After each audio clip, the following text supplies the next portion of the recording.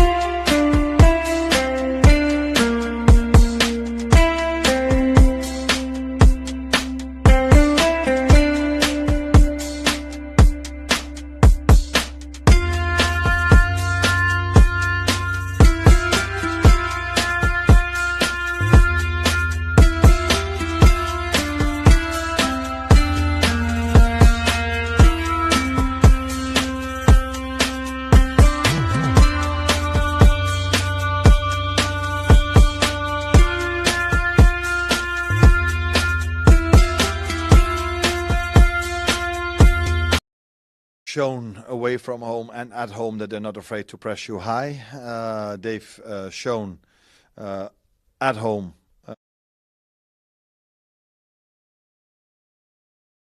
the ball in behind or a direct style of football. What I also expect, and that is something we're aware of, all of us, is that they want to try to kill the momentum. They want to try to make sure there's no energy in the stadium. That can be done in multiple ways. One of the ways is taking a lot of time for a throw-in or taking time to be on the floor. And I think this is what we need to understand. If that is what they want to get the energy out of the stadium, our fans, we should even be louder in moments like that to show we're not impressed, and we go even louder in moments like that. And that is that's a tactic they might use, and hopefully that's not going to work because of the reaction of our fans.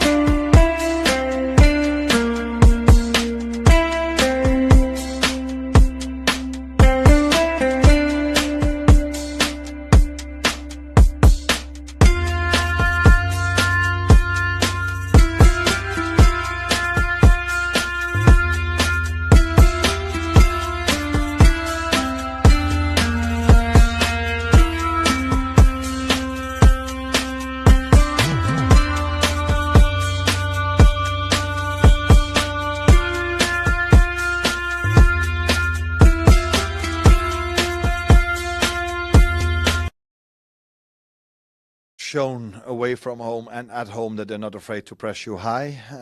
They've shown at home and also away to Juve that they like the ball in behind or a direct style of football. What I also expect, and that is something where we have to be aware of, all of us, is that they want to try to kill the momentum. They want to try to make sure there's no energy in the stadium. That can be done in multiple ways. One of the ways is taking a lot of time for a throw-in or taking time to be on the floor. And I think this is what we need to understand. If that is what they want to get the energy out of the stadium, our fans, we should even be louder in moments like that to show we're not impressed, and we go even louder in moments like that. And that is that's a tactic they might use, and hopefully that's not going to work because of the reaction of our fans.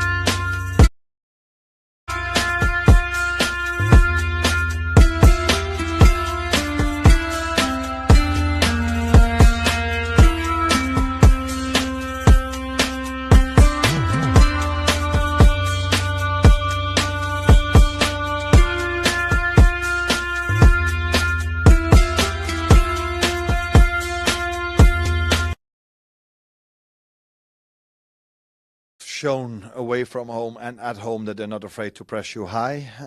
They've shown at home and also away to Juve that they like the ball in behind or a direct style of football.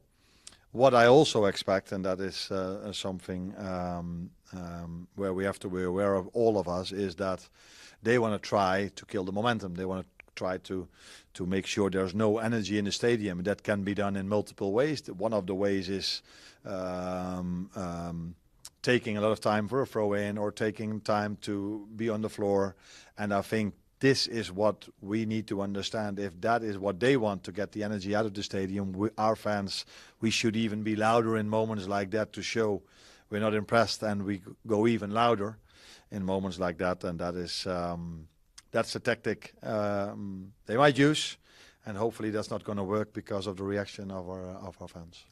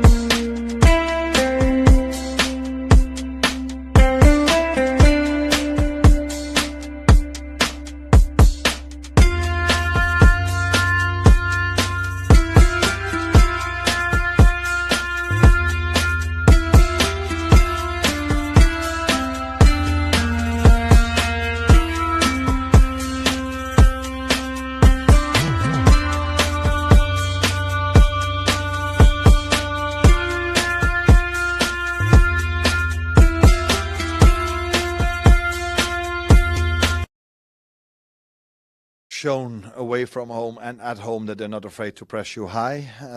They've shown at home and also away to Juve that they like the ball in behind or a direct style of football. What I also expect, and that is something where we have to be aware of, all of us, is that they want to try to kill the momentum. They want to try to make sure there's no energy in the stadium. That can be done in multiple ways. One of the ways is taking a lot of time for a throw-in or taking time to be on the floor. And I think this is what we need to understand. If that is what they want to get the energy out of the stadium, our fans, we should even be louder in moments like that to show we're not impressed, and we go even louder in moments like that. And that is that's a tactic they might use, and hopefully that's not going to work because of the reaction of our fans.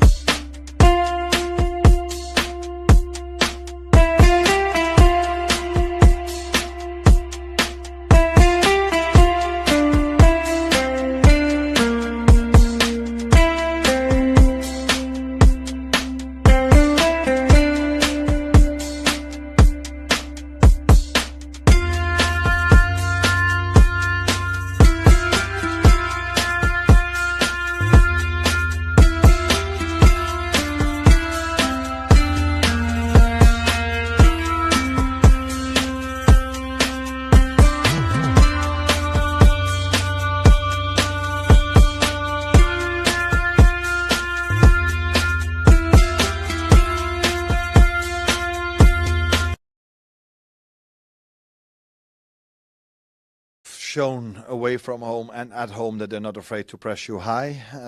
They've shown at home and also away to Juve that they like the ball in behind or a direct style of football. What I also expect, and that is something where we have to be aware of, all of us, is that they want to try to kill the momentum. They want to try to make sure there's no energy in the stadium. That can be done in multiple ways. One of the ways is taking a lot of time for a throw-in or taking time to be on the floor. And I think this is what we need to understand. If that is what they want to get the energy out of the stadium, our fans, we should even be louder in moments like that to show we're not impressed, and we go even louder in moments like that. And that is that's a tactic they might use, and hopefully that's not going to work because of the reaction of our fans.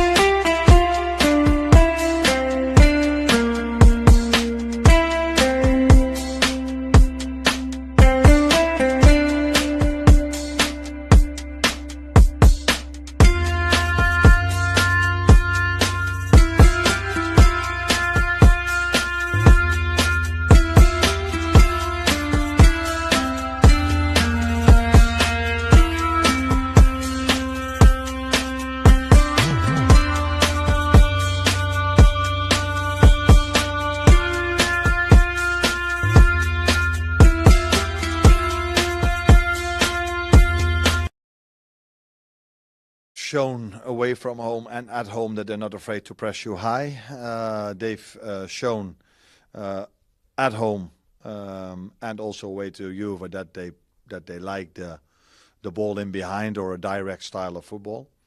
What I also expect, and that is something where we have to be aware of, all of us, is that they want to try to kill the momentum. They want to try to make sure there's no energy in the stadium. That can be done in multiple ways. One of the ways is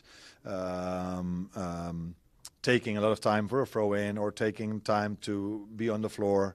And I think this is what we need to understand. If that is what they want to get the energy out of the stadium, our fans, we should even be louder in moments like that to show we're not impressed, and we go even louder in moments like that. And that is that's a tactic they might use, and hopefully that's not going to work because of the reaction of our fans.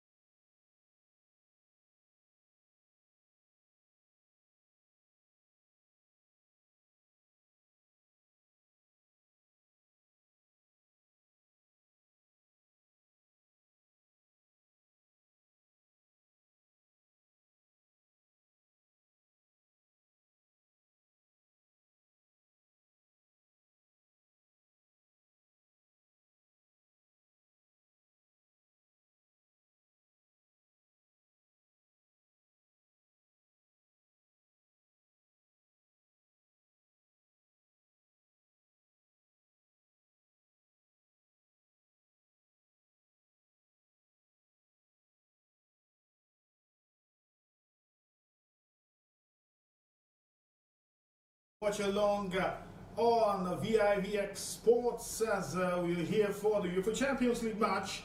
I talk about the round of 16 second leg tie at Anfield where Liverpool are hosting Galatasaray. Talk about Mo Salah against Victor Osimhen, and definitely it's bumper packed action at the Anfield Stadium where the UEFA Champions League is about to go. Welcome once again to this watch along. I believe you are in for a ride on today's wonderful match. Remember, it's an opportunity for you to also join us on the show. Talk about in the match today as we already have the kickoff at Anfield just before we get into the match proper. Remember, it's an opportunity for you to also call in and maybe just give your ideas, your predictions. Also, you can drop your comments on our YouTube page. Remember, it's VIVX Sports on YouTube. The match has kicked off. Let's quickly just give you a rundown of the lineup between the two teams. Talk about Liverpool, who are trailing from the first leg by a lone goal, a goal scored by Mario Lemina in Turkey just last week, and definitely Liverpool will be trying to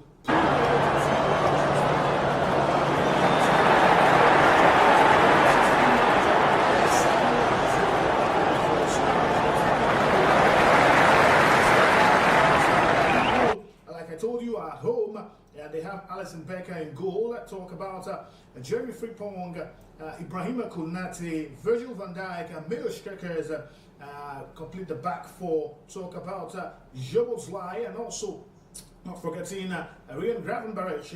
McAllister also is in there, while Salah, Ekitike, and Ferenvitz complete the starting 11 for Liverpool. At this point, we have to say Liverpool are trying as much as possible to win off morale that the Galatasaray players are trying to put into this game. It's really a feisty one so far in this first 2 minutes of action. And you have to say the Turkish coach Okan Buruk will be very tense in this match, because he understands that scoring just a goal will not be enough for Galatasaray if they want to progress to the next round. They have to be very solid in their defense also. Remember, for Liverpool, they just need to score a goal, and for Arne Slot's team, they need to just balance things out.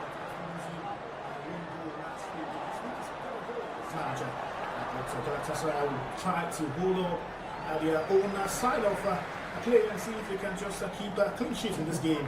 If they can get that clean sheet, definitely they'll be going through. But Liverpool right now on form to get into the 2-yard box for this chance, as Mo Salah is trying his best, but Jeremy Frimpong tries to pick the ball. Still, Liverpool trying to play in some passes with themselves. Hugo Ekitike right now gets a shot, but it's way wide off the mark. So the French international tries that long range shot just outside of the 2-yard box. And so see again that pass from Szoboszlai, who was trying to play in Mo Salah, but he got tumbled off by the defenses of Galatasaray. Let's quickly let you know that Galatasaray has Osimhen in their starting 11, their number 9, and their main man in terms of the attacking play. He's striking for them. Uberkan Kakir is in goal. Talk about Boy also in goal. Not forgetting Mario Lemina. Correa too in midfield for Galatasaray. Right about now, the ball is with Jeremy Frimpong, who sends a pass across into the 2-yard box. A good clearance still from the Galas defense as they're trying to wait off the attack from Liverpool. Incessant attack, you have to say. And now a free kick has come the way of Liverpool, who really trying to still launch those long balls into the 2-yard box. The 11 for Galatasaray. Talk about Ismail Jacobs, the Senegalese, playing from the left back. Badaki, Wilfred Singo, Sacha Bowie. They complete the back four for Ghana. And not forgetting Mario Lemina, the man who got the only goal in this encounter. The first leg is also in the starting 11. Lucas Torreira joins the likes of Roland Salai, Gabriel Sara, Bariz Alpa Yilmaz, and definitely Victor Osimhen leading their striking attack. And let's hope they'll be able to get something out of this game, just as the coach is screaming his lungs out right now, talking about the Galatasaray coach, Okan Buruka. So one of the free kick here. Ibrahim Konate will clear this one way off. Vince sends a pass to his defense and trying to get the ball back. From Vince now playing the 1-2 with Hugo Ekitike. Just as the German tries to play in, his teammates is still rolling around and trying to get the ball to himself. And definitely you have to say Liverpool are trying everything they can just to make sure they're in possession of this ball. Ibrahim Konate gets the passer into the box to Mo Salah, who tries to turn and gives the passer to Jeremy Frimpong. He's trying to wait off the man who is just on him, but he's caused the foul there, and definitely the referee has whistled against the Dutch right back. And that free kick will come in favour of Yilmaz. Talking about Jeremy Frimpong, who has struggled seriously with injuries here and there. Since his big money move from Bayer Leverkusen to Liverpool, he's really not had it good in terms of being injury free. We're hoping he can finish the rest of the season injury free. A long one from the goalkeeper of Galatasaray as Yilmaz tries to get this ball against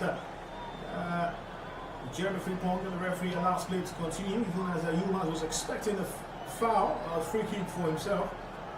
But the referee, still from Poland, by the name Paweł Raczkowski, is the man in charge of this match today. Talk about the round of 16 encounter between a Turkish club and the English champion. And just as Gala will try now to see if they can play some good passes within themselves.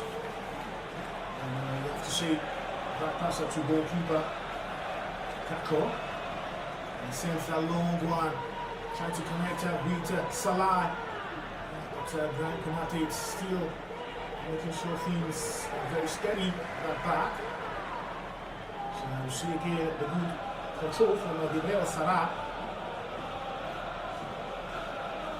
Plenty of action so far in this first 7 minutes at Anfield. Liverpool up against the Turkish champions. To talk about two champions, just as Ekitike was trying to get that move, get that ball, steal the chance for Liverpool as Vince takes on 2-3 players, but he couldn't get past the defense of Galatasaray. Was still, you have to say, Liverpool are still edging in terms of ball possession here, trying to cut out a way into the 18-yard box of Galatasaray, but the Turkish club are defending with their lives, making it very difficult for Liverpool to get into that dangerous zone where they could cause harm for the Turkish giants.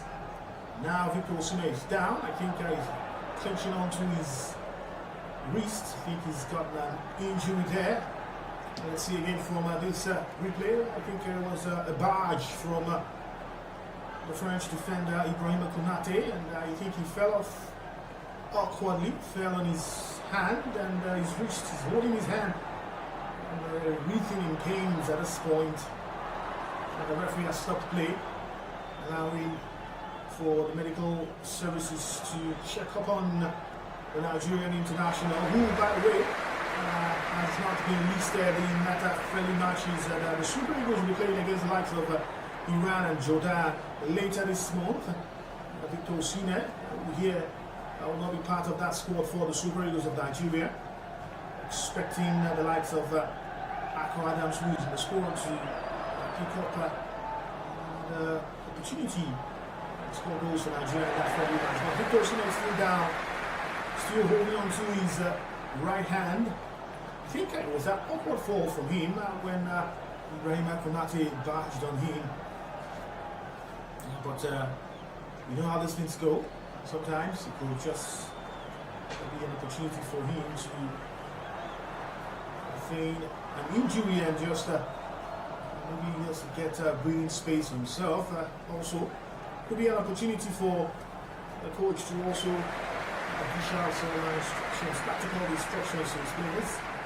Opportunity, but for now, the coach is not doing any of that. Instead, still looking hoping that Osimhen will still remain fit. Remember, he was the one that gave the assist last week for Mario Lemina. And now the Gabonese is trying to hold him back. Everybody knows Victor Osimhen, a hot-tempered, hot-headed player who wants to take on everybody. And now he's trying to make his case known, just as the referee, a Polish referee, still trying to tell him, hey guy, come on, walk off the pitch. Osimhen is still complaining about the injury on his hand. And he's really known to Jeboslai. By the way, Jeboslai wasn't even the player who barged into him. He was a but somehow, Osimhen is not having it with any of the Liverpool defense, any of the players.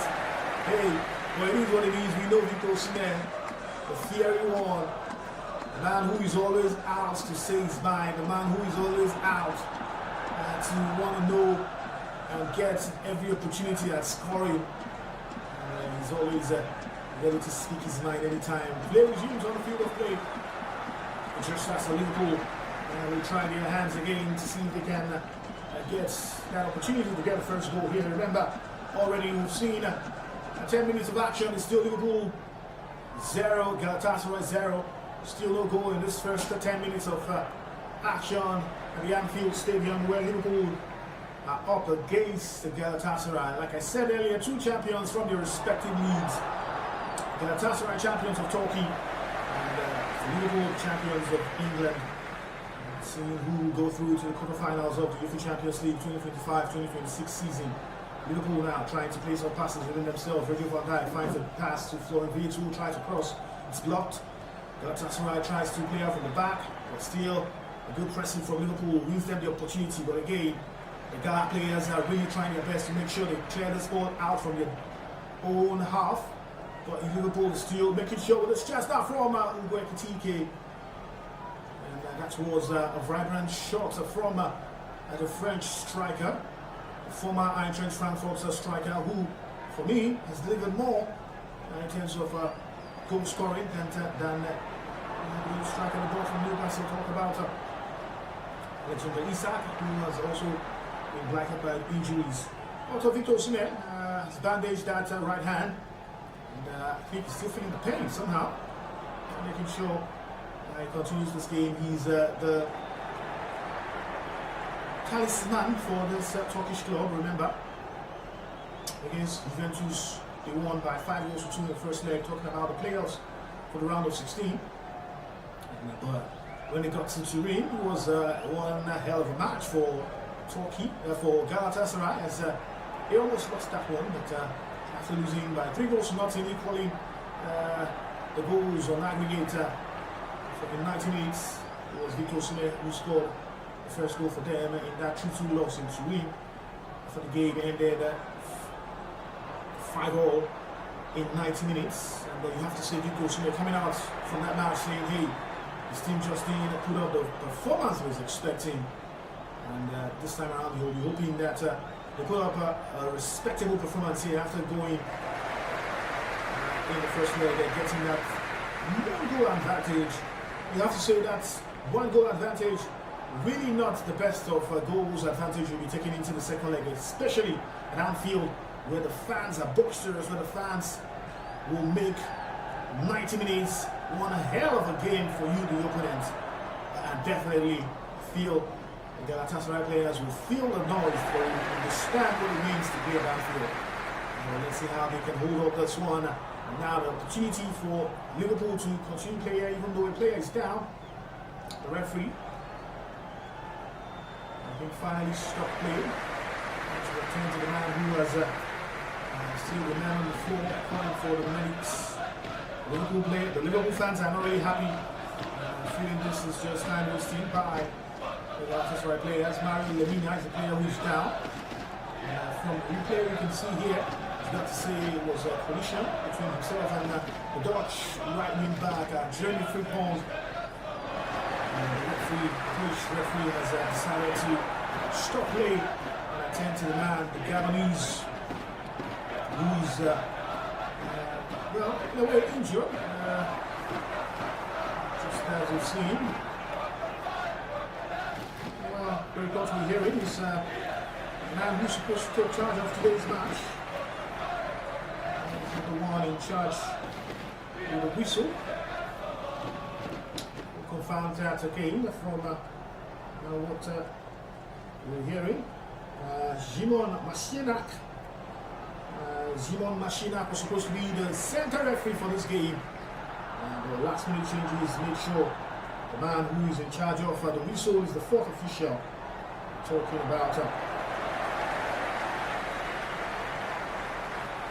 Paweł Raczkowski, the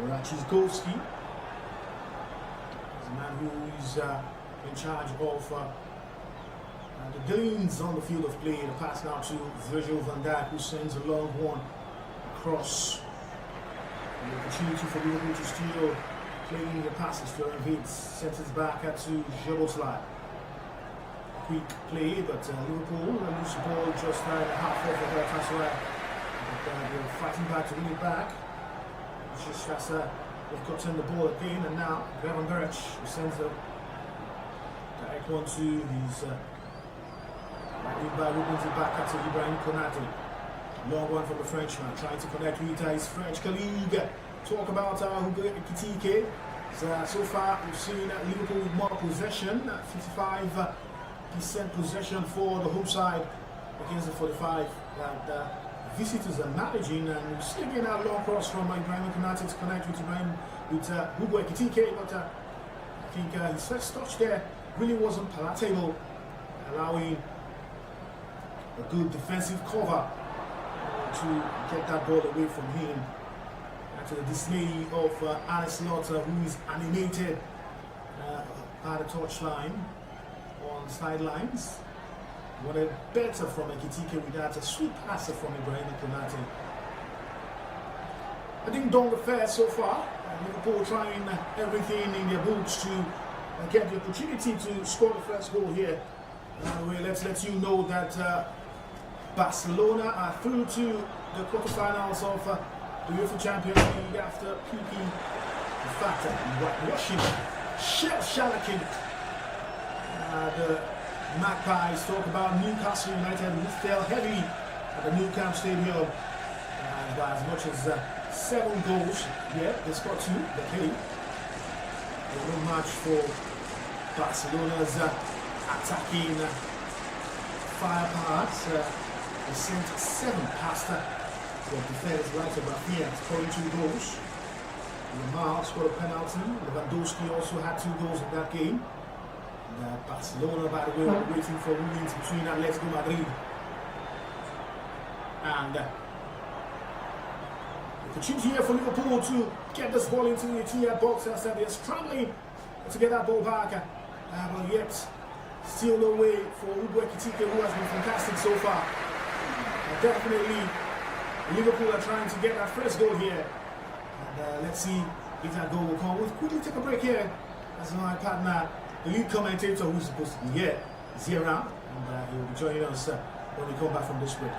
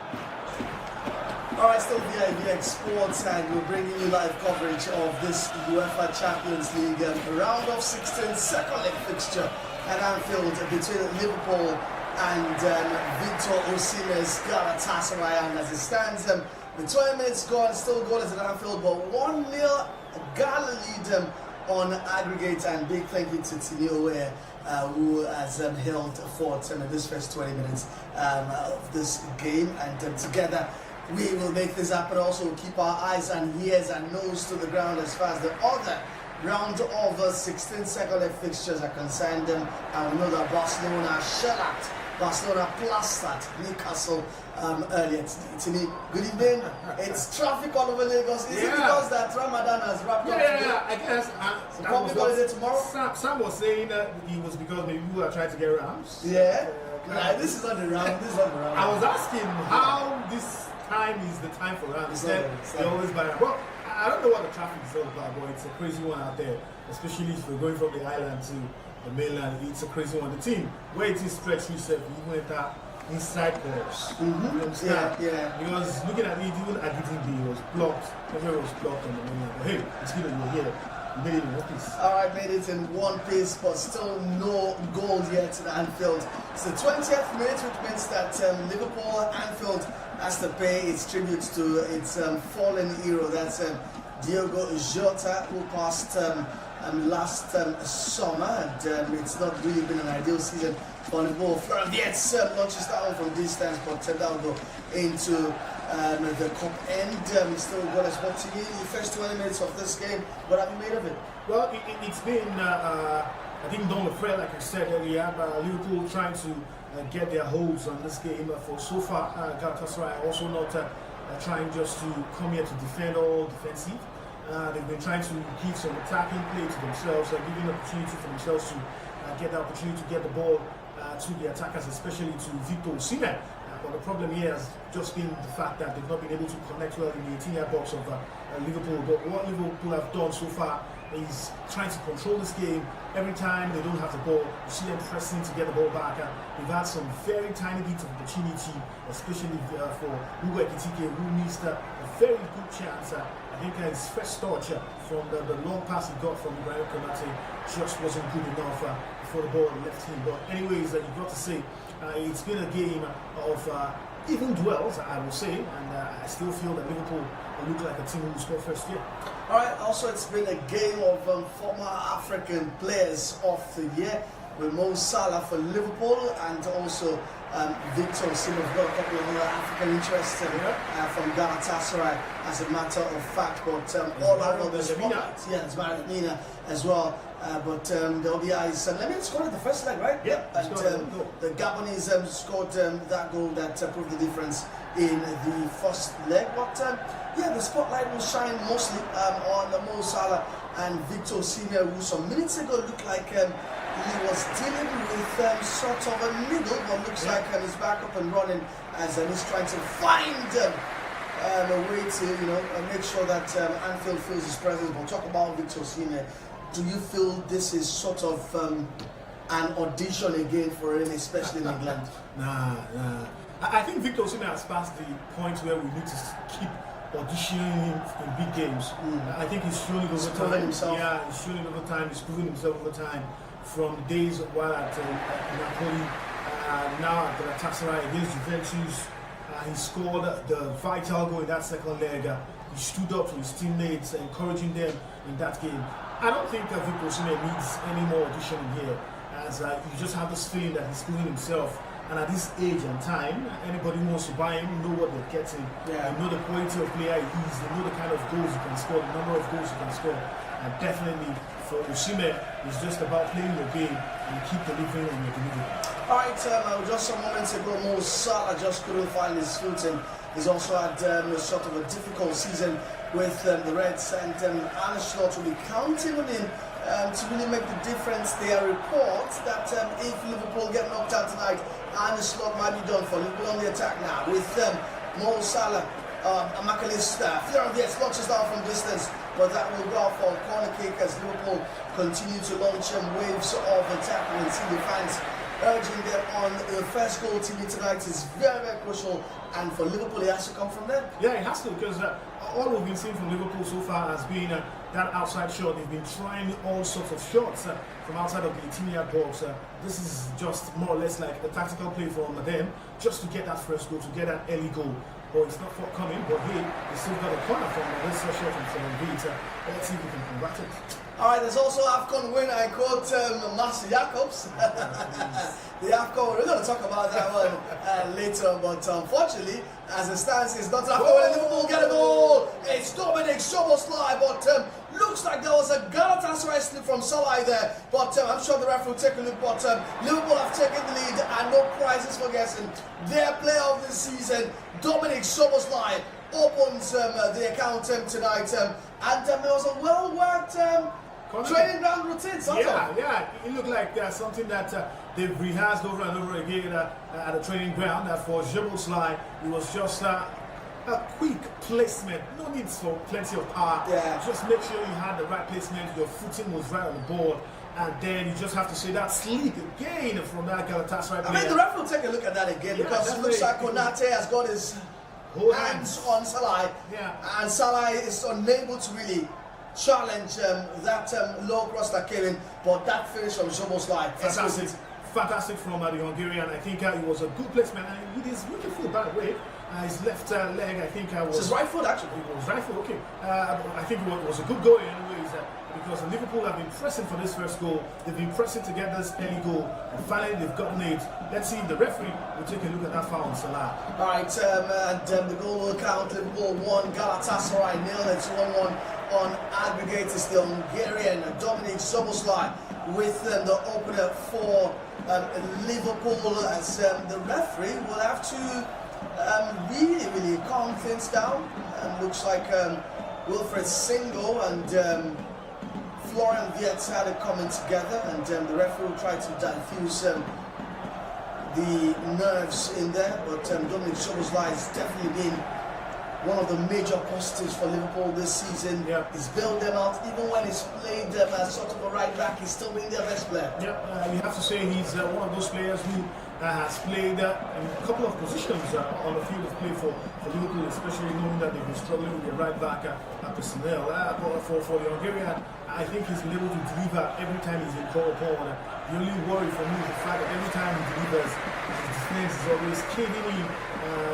He's scored this goal now. Let's see if they can hold up and still score another one. I expect more from Liverpool. I expect the likes of Florian Wirtz to also come up to the party. He's also one player that I really loved when he was playing at Bayern Leverkusen, but he's not been able to show that kind of presence in England. Let's hope he comes into this party. But let's not forget also, in as much as Szoboszlai has been the main man, we have to still talk about who the particular also who's giving goals for them in a way. He's a player who has also shined in a couple of games for Liverpool. So, they'll be banking on these players to get the goals for them and get this over in 90 minutes. Alright, Singo will need some attention. That's the Galatasaray defender, as the play is briefly altered, but play should resume. We're taking a look at that goal once again. It's a low cross coming from McAllister. It's actually with this week of foot like today, right? It was with his left, because I knew he was coming into his left angle and he just placed that shot. Mo Salah 1-on-1 with the goalkeeper, chips it, but and actually that was an offside. That was a very, very smart save from the Galatasaray goalkeeper. He wasn't offside. Mo Salah fluffing his lines in there. Tibi, what could have really gone wrong with Mo Salah this season? Well, I'm looking at it and I'm saying, I don't understand. He was practically the best player last season. Goals and assists, 29 goals in the Premier League. Over, I think, double figures in terms of assists for Liverpool. But this season has just been off in a way. I don't know if the new players, look at this opportunity he had again. Yes, we want to see the brilliance of the goalkeeper also in there, making sure that he got his hand onto that ball. But hey, we've not seen the sharpness of Mo Salah. If he hadn't played so well last season, maybe he didn't have a very good season last season. I would say maybe age is beginning to creep in on him. But hey, it was just last season he was banging goals, left, right, center, scoring plenty of goals. Also, Onale, maybe just maybe the new players also are beginning to take a shine away from him because he's no longer the main man. He's no longer the go-to man in terms of every ball is going towards Mo Salah. Now we see Ferreira's trying to work on the ball. We see TK also coming into midfield, trying to work on the ball. So maybe that shine is a little bit going off of him, but then again, his sharpness in front of goal needs to be worked. Ekitike once again tries to wriggle his way into the box, but Wilfred Zingo is very much alive to his duty as Galatasaray attack once again from the left now. That should be a free kick, Mark Konate. But the referee says play on. He escapes the game. It's a play on, and that's to the disbelief of the Galatasaray players as Liverpool attack once again from the left hand side. Ekitike. He has to go back to Milos Kerkers. Kerkers sends a long pass towards Frimpong. The foul by Leverkusen winger. But that will allow for a throw into Galatasaray. Gala know that they have to find a response, but Ekitike just trying to find that space. That was a good one from Singo. Jumping into that ball, jumping in front of him just to make sure he couldn't continue. And Hannah Slot is so animated, is asking for a penalty. It's under immense pressure, isn't it? The Dutchman. Yeah, he's definitely out of the top 4 in Premier League. And also trying to get his way into the finals. Alright, goal on scramble there, and Blurgets launches that one iron wide. Boy, he should be scoring that. He knows that. On a platter. That was and that was a good one from Ekitike. Yeah, fantastic one from Ekitike, pressuring, keeping up with that pressure on the defense. But for Florian Wirtz, he should be hitting that on target. If for anything, the goalkeeper or the defender should be saving that. Anyways, it's a corner kick, and it's ghost of last week when Florian Wirtz also had a couple of chances to score, but missed some 2-3 big chances in Istanbul last week. But Mo Salah will take a corner, swings it in, and Liverpool have been good. Score kicks it, but down it's not right. A well-worked corner kick that found Virgil van Dijk knocking it down, but looks like the referee has spotted an infringement. But that was another well-worked set piece. Yeah, fantastic one. Looks like the one Arsenal would always play. Sends it into deep into that 6-yard box, and the goalkeeper was nowhere to be found, trying to get the ball, but he just couldn't get his head or his hand into the ball for that header. Honestly, I couldn't find anything wrong with that. I think it was before that header from McAllister. I think that was when the foul happened, but the referee has called for that foul. But it was a good opportunity again for Liverpool from another corner, another set piece. We saw them score the first goal from a set piece, and it's beginning to look like they are really going to get goals here in this match, especially in the first half. Liverpool know the next goal is very much pertinent, very much important. We saw them a few days ago in the Premier League when Dominic Szoboszlai once again scored from a free kick against Spurs, but they were unable to get that second goal, and then Spurs later on found a way. And we know we're not in the late minutes of this game yet, but we know if it remains this way and we get into the dying stage of this game, there will be nerves again because of how Liverpool have stumbled late on in games this season. They've really been struggling here. That's another flying effort. That's a screamer from Szoboszlai, but Shakir, the goalkeeper, up to the task there. Hey, I think he's really working out his pay here. Talking about the Galatasaray goalkeeper, fantastic save from him again. Fantastic technique also from Szoboszlai. Yeah, trying to make sure that ball bends away from the goalkeeper. But like you said earlier, Ali, you've got to say Liverpool need to work on their defense, especially concentration towards the end of matches. This against Spurs, it wasn't the first time they were conceding goals late in games. Against Manchester City, we also saw the same thing when they lost that game at Anfield. So for Liverpool, I think it's more or less like a concentration thing for them. Towards the end of games, they tend to lose concentration, especially if they are trying to protect a one-goal lead. And I hope they will be backing on Johnson's goal from Szoboszlai to take this match into extra time. 34 minutes score, Liverpool looking inspired. Szoboszlai sends it downfield to Ekitike, who shows control, but unfortunately unable to do that after throwing, to the disappointment of the Frenchman. And Galatasaray prepared an early change, and it doesn't look good from an African standpoint. Looks like it's going to be Victor Osimhen, who has become hindered in his movements. He's not really been involved in the last 10 minutes of this game. Basically, since I joined in on this watch along this, not been involved, and looks like Noah Lang was started actually in the first leg. Might come on for Victor Osimhen. We don't have an idea what Victor Osimhen is dealing with right now. Actually, I think he was the fall. He fell when Graham Konate barged on him. I think that injury has really cost him this match. He won't be able to continue this match from the look of things. Because when he fell, he was clinching onto his hand. He was holding his wrist. And at a point when they came on with that spray to put on his hand, when he stood up, he was still trying to fight that battle against the Brian Konate. Hey, you know what you do, you know what you do, all this kind of stuff against the Brian Konate. They were trying to calm him down. But it's a pity he won't be continuing this match if he has to go off at this point in time. Because from the look of things, that bandage is not doing the work for him. He's still written in pains. And maybe he's not just fit enough to continue this match. Alright, Galatasaray's first corner. Victor Osimhen still very much on the pitch, trying to make something happen. It's 1-1 on aggregate, but 1-0 tonight at Anfield. Bayern Munich also have taken the lead against Atalanta. Harry Kane with the goal. Remember, we've got a 16-year-old in goal called Leonard Prescott. And then this is because the majority of the first or senior goalkeepers are all injured. Sven Ulreich, Jonas Ulrich, Manuel Neuer, all out.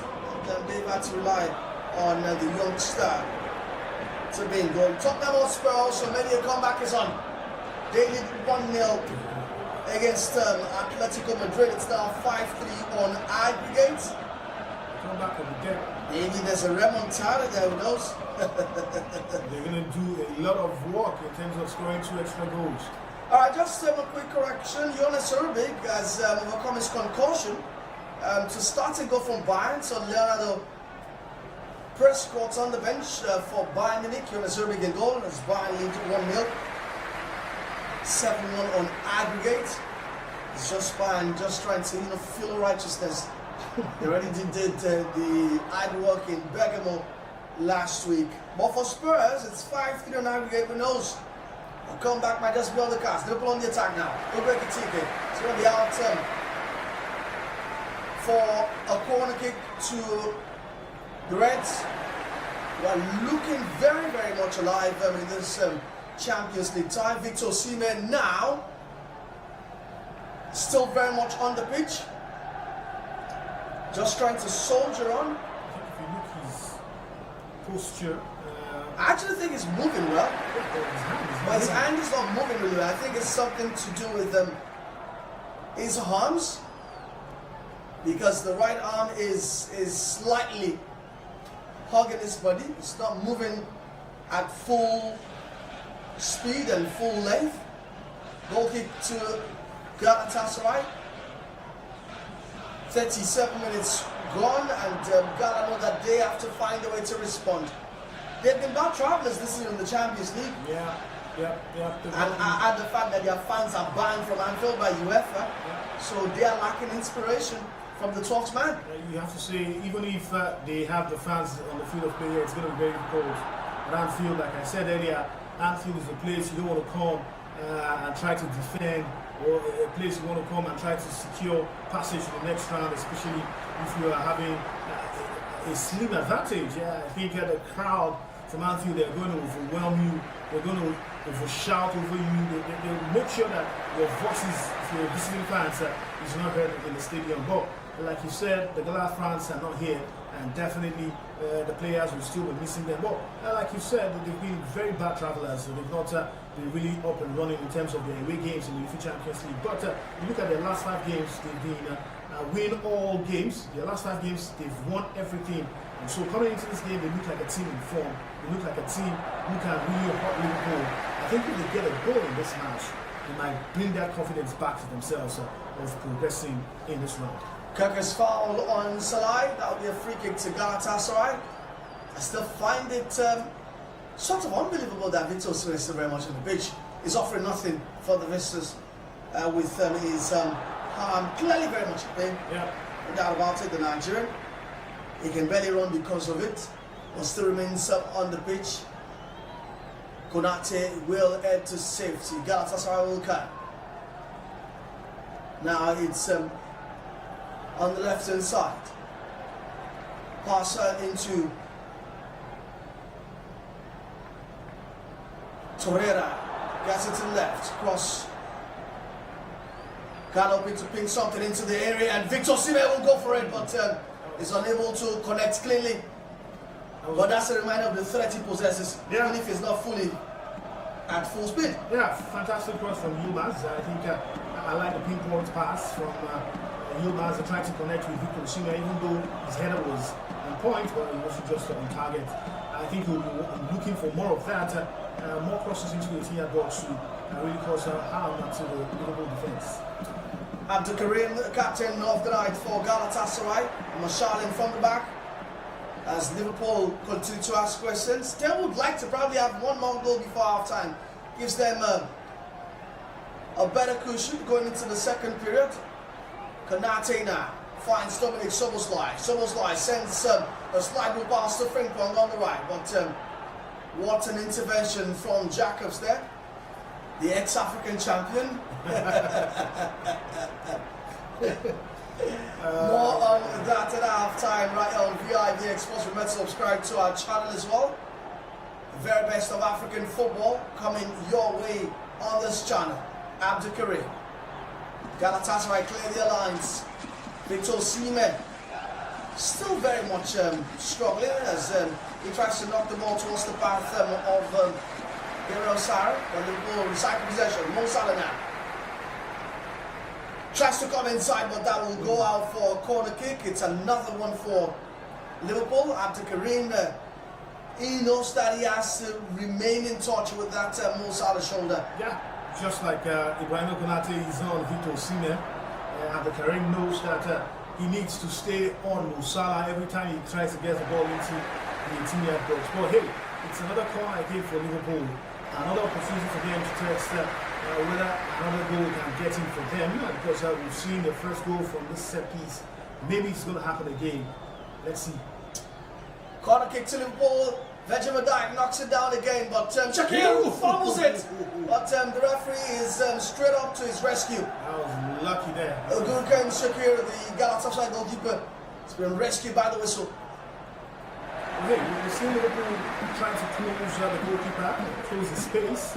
And that was a very lucky call that he got from the referee, because for me, he had the opportunity to hold that ball, but then the ball still slipped out from his hand. He was lucky there. Free kick to Galatasaray. Gurkan Shaqiri will take. It's Liverpool 1, Galatasaray 0, Bayern Munich 1, Atalanta 0, Spurs 1, Atletico Madrid 0. Matic still with the goal for Spurs, by the way. Bayern with Harry Kane for the goal, and Spurs, wonderful flick coming from Ugo Ekitike. Liverpool on the attack again. Lovely pass from Szoboszlai towards Milos Kerkez, but it's been dispossessed by Salah. Liverpool know that second goal really hit them the edge in this game. They're really looking for it. They're trying to get that goal. And the disappointing thing for me is the fact that Galatasaray are allowing them to do more of the playing here. When this game started, Galatasaray started like a house on fire. You would have thought that they'll be the one getting the first goal. The first 5 minutes of this first half, they were all up on Liverpool's faces. But now it's Liverpool having to call this game shot by shot, pass by pass. And you just have this feeling that if they keep up like this, they might just get that second goal. Ugo Ekitike is still trying to make something happen. It's been a bright spot for Liverpool in this first 43 minutes of this encounter at Anfield. Szoboszlai back to Ekitike once again. Ekitike returns it to the Hungarian. Again finds the world champion. That's Alice McAllister. McAllister to Florian Wirtz. Wirtz sends a cross in, but Galatasaray clear the line. Danger still not averted here. Liverpool still with the ball on the edge of the area. Florian Wirtz finds Dominic Szoboszlai. Szoboszlai to Alexis McAllister. Back to Kerkez, the former Bournemouth left back. Kerkez trying to find other options. He goes for the safer one in Florian Wirtz. Wirtz comes inside. Sasha Boy keeping tabs in. Back to Szoboszlai. Liverpool enjoying a lion's share of the possession yet. It's time for Frimpong, but Frimpong is dispossessed by Barry Silva's good defensive work from the Galatasaray forward. As Galatasaray lead Victor Osimhen up front to fend for himself, but Ibrahim Konate and Virgil van Dijk making life difficult for the Nigerian strike. I think he's served of plenty of passes. He's not getting the right passes. The ones he's getting are not just good enough. There's a feeling that Galatasaray are there for the taking here, and Liverpool just need to get it going. Frimpong swings on in, but Soboslai from distance, a single, repels that one. Liverpool come again from the right. Frimpong swings the cross, but Mo Salah able to control, and that will go out for a goal kick, but that was good work again from Liverpool. Excellent work from Liverpool's player trying to hit that ball on target, taking every opportunity to fire at goal, put a shot at goal, but still they're not just putting that ball where it needs to be. Galatasaray lucky yet to just be a goal down, and for Mo Salah, like I said earlier, I don't know what has happened to his sharpness, but then he's just not looking like a man who wants to get a goal here, or who's going to get a goal here, because his sharpness has been called into question here. That ball coming into him in that 18-yard box, we have expected him to anticipate any kind of ball, but then he just let the ball hit his leg and go out for a goal. 5 minutes added on. Liverpool still asking questions. I mean, I have to commend them. Oh, Shakir almost loses his focus with the ball there. I was about to commend Liverpool. The energy they've shown since they took the lead has been really, really good. They know that they should be out on aggregate, but they've not been able to really make it count. Maybe it's just a matter of when, not if. But when 5 minutes of additional time at a very ferocious Anfield, Liverpool still on the attack, but gotta get the ball back. Sakir sends a long run, it's endless. Victor Osimhen, I mean, not offering anything. I think they just need half-time desperately against Galatasaray. Yeah, maybe he signaled to the coach that, hey, just chill out, just chill. Let's see how this pan out in the first 5 minutes. I think that's what he's told the coach. Even though he's still breathing in pain, it looks like he's not really free with that his right hand. But then again, you just have to say that he wants to finish this first half and see how it goes. But so far, like you mentioned, he's been really not in this first half. Yes, we've seen him trying to get onto the balls, but then it's always area balls he's trying to get onto. I think the close marking from the Virgil van Dijk collabo with Ibrahima Konate has really suffocated him in a way that he's not having that free space to run. We know he likes to run, he likes to take on the players with those amazing runs, but then he's not had that opportunity here. But Liverpool are really choking him out and making sure he gets starved of the balls. Look at being trouble there with the foul on the results like the referee says playing on, but it looks like a signal for penalty. Liverpool penalty there. It's Ismail Jacobs, the Senegalese left back who has caught Dominic Soboslai just on the edge of the box. I mean, he thought that he got away with it, but hey, that's a blatant penalty there. It was just like a bicycle there. No, but to me also, I mean, I don't know what you think, but the feeling I get is that Soboslai is on his way out of the box. Yeah, but you know, I don't understand what he was thinking about, talking about Ismail Jacobs, but you have this feeling that once it's a foul, you can call for a free kick, you definitely can also call it for a penalty. You might say, yes, the ball was going out of the 18-yard box. Maybe he couldn't, the referee should have looked away, but hey, he can't look away with that kind of a simple tackle from the Senegalese. And also, I think he was a lazy defending from the Senegalese himself. He just would have still followed him outside of the box and still covered him, but then he decided to go for that tackle inside the 18-yard box. He missed the ball, but he has to also give credit to Jules that he was fast on it and capitalized on that careless tackle from Ismail Jacobs. So Mo Salah will take this penalty just when we're about to just wrap up the first half as Liverpool fans pray. They pray to the high heaven so they can have the lead going into half-time. They know this is very pivotal for them. It's Mo Salah up against Mugen Shakir, the Galatasaray goalkeeper. And then he comes and slams that one. The bottom, he's missed it, so the Egyptian. He's missed it. He just can't put a foot right to Mo Salah. And he's trying to get cheeky and go through the middle, but Shakir leaves him out a flayed leg, his right leg, and kicks it out to safety to me. Salah needs to go for a really intense psychological cycle. because at this point, Olale, I don't understand. I said it that I hope he scores, but then he just still disappoints me. I think that was a good opportunity for Liverpool to have gotten that second goal and take this game by the scruff of the neck. But there it was a cheeky one from Mo Salah. You would expect that to go in, but then the goalkeeper also was smart enough to stretch out his leg and get that one out. Unlucky for Liverpool that they are not 2 goals up. Will that be a crucial moment in the game? But Silva will come as the Galatasaray attack towards the end of this one. Yilmaz, edge of the area, finds Salai. Salai back to Ismail Jacobs. Cross goes in, but that header from Roland Salah is just not enough to trouble Alisson. But that was great work on the left from Galatasaray there too. And a sweet header, a glancing one from Salah, who really had that one on target. But the goalkeeper knew it was an easy peasy catch from him. The Liverpool Blues here. He's entering once again. Florian Wirtz tries to come inside, gets it to Mo Salah. Salah gets it on target, but Florian Wirtz follow up.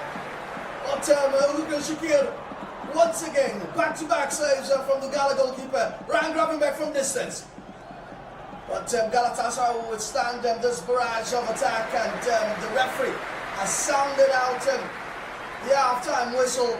What a frenetic end to this first 45 minutes at Anfield.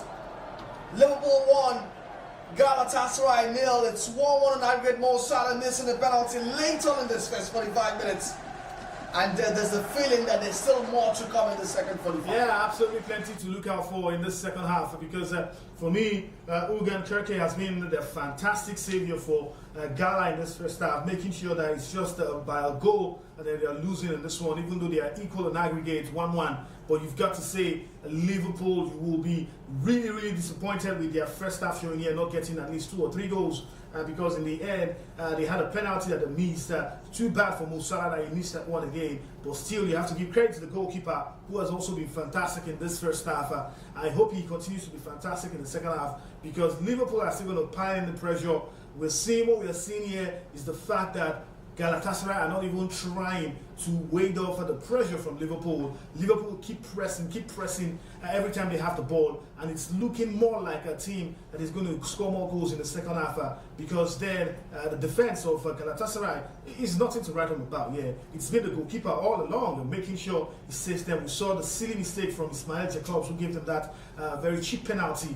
But apart from all of this, you've got to say Galatasaray also needs to step up in terms of the attacking play. Like you mentioned, Osimhen has been isolated. Osimhen, maybe not isolated, he's been caged by the defenses of Liverpool. The passes are not getting to him. The area balls that he's gotten are not doing much in terms of trouble Liverpool. So it's just been a case of trying to see if any other person can rub off and get the goal for Galatasaray. Talking about maybe Salah and also maybe Yilmaz in there. But let's see how second half goes. But so far so good. It's been good money on Liverpool with all the presses, with all the chances they've got.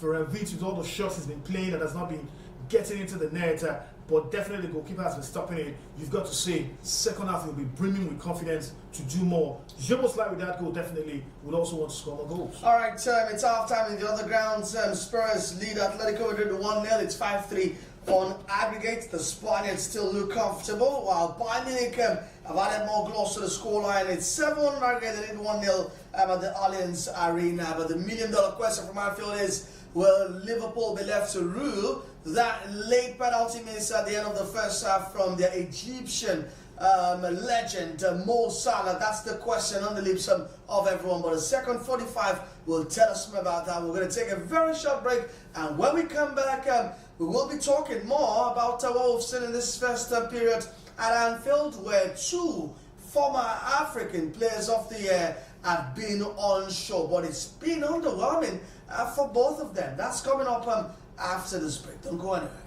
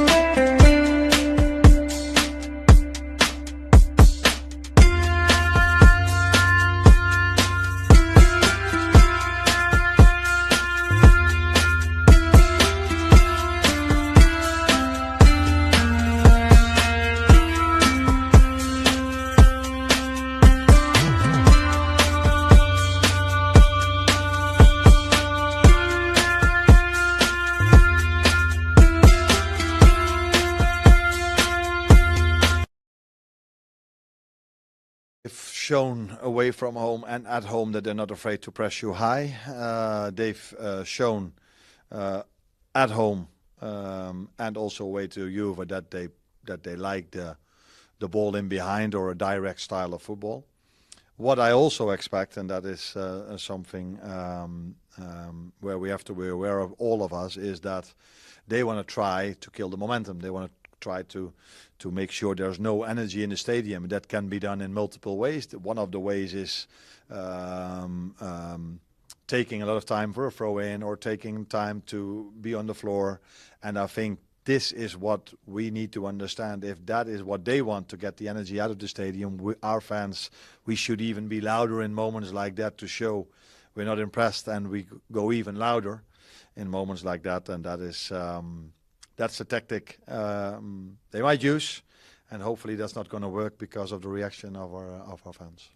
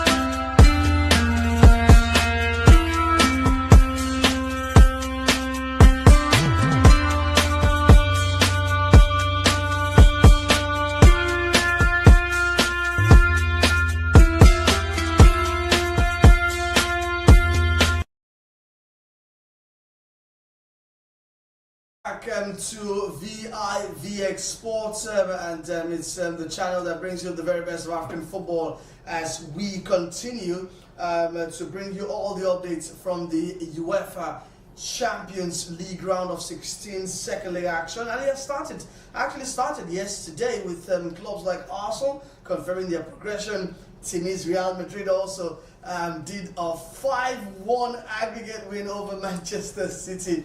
And that was a massive one for Mr. Panenka Brian Diaz, who last night also became an African champion. Can you beat that? Can we please stop calling these guys champions and put maybe a proxy champion or... Now let's talk about that real quick before we get back to the Champions League, Timmy. What are your thoughts? In fact, it was basically almost this time yesterday that the news dropped. Actually dropped about 10:50 p.m.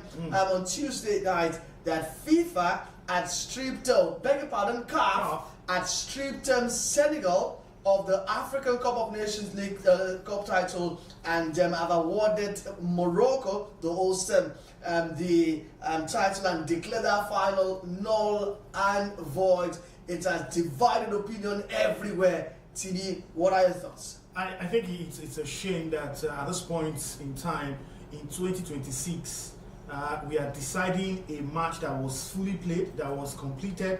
We are now deciding that match in the boardroom. I think it's a crazy one. It's very ludicrous. It's a travesty to say I think I'm really, really disappointed with CAF with this decision, because like it or not, this decision will go a long way in smearing the image, the glamorous image that we've built of the African Cup of Nations. Yeah. Because it will be like a laughing stock, because it's never been done before, where a match was fully completed, a match was fully settled, there was a winner, there were celebrations on the field of play with CAF dignitaries, with CAF executives in attendance, FIFA in attendance, and then you come back 2 months later to rip off the ceremony, celebration, and everything that Senegal have gone through to say they are no longer champions. It's a disgrace. For me, it's a travesty. It's something very shameful, and we should totally condemn it. The CAF Appeals Committee is saying that Article 84 of the AFCON 2025 statutes says that any team that violates Article 82, and what does Article 82 say in essence? Walking off the pitch, leaving the grounds without the authorization of the referee. That is basically what Article 82 is talking about. And because that rule has been violated, they will lose the match 3-0. The rules are very clear. Irrespective of the fact that this is happening 57, 58 days after. You know what they say about justice delayed? It's not justice denied. So if you want to go through the letter of the law, maybe this was the right decision. I think the only problem that we have with this is the timing. Okay. I think the decision, if it was taken on that night in Rabat, January 18, yeah, we will probably say this was the correct decision, because Senegal should not be walking off the pitch. It's not good for the African game. But I think that the bone of contention is, why is this happening 57 days later? Now, Olale, this is the point. We talk about the laws, the Article 82. What does it say? It says that if the team walks off the pitch or walks off the ground, if they move away from the ground is not even the pitch, the ground is the stadium itself. So once again, you have to now start defining what does the ground. Yeah, the ground is not the field. The ground is the stadium itself. The Senegalese players does the AFCON statute declare and define grounds to be stadium or the pitch? Yeah, it has to be the stadium. It has to be the that stadium. Is once again, as this goes to CAS, because it will definitely hopefully get some definition. Because in the order of the articles, if you read some other parts of the articles, they were categorically explaining where field is and where ground is. This Article 82 states that it was the ground. For those watching, let me just quickly read Article 82. Let me put it out there. Now, Article 82 states, and I read, if for any reason whatsoever a team withdraws from the competition or does not report for a match or refuses to play or leaves the ground before the regular end of the match without the authorization of the referee, it shall be considered loser and shall be eliminated for good from the current competition. The same shall apply for the teams previously disqualified by decision of CAF. If we are going to break this down, we are only trying to pick out, or you have tried to pick out only leaving the grounds. But can we also pick out leaving without the authorization of the referee?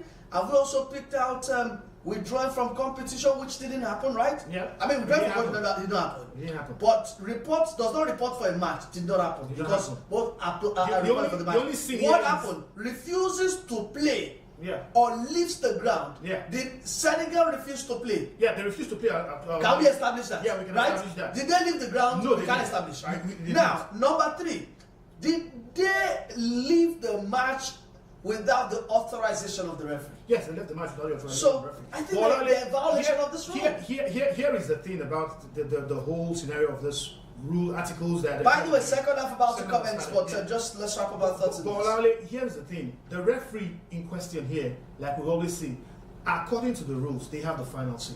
The referee, in his report, would have stated all of this: that yes, the Senegalese players walked off. Yes, they went out of the field, the field of play. They didn't come back until after 10 minutes. All this will be in his report. But here is my own grouse with all of this.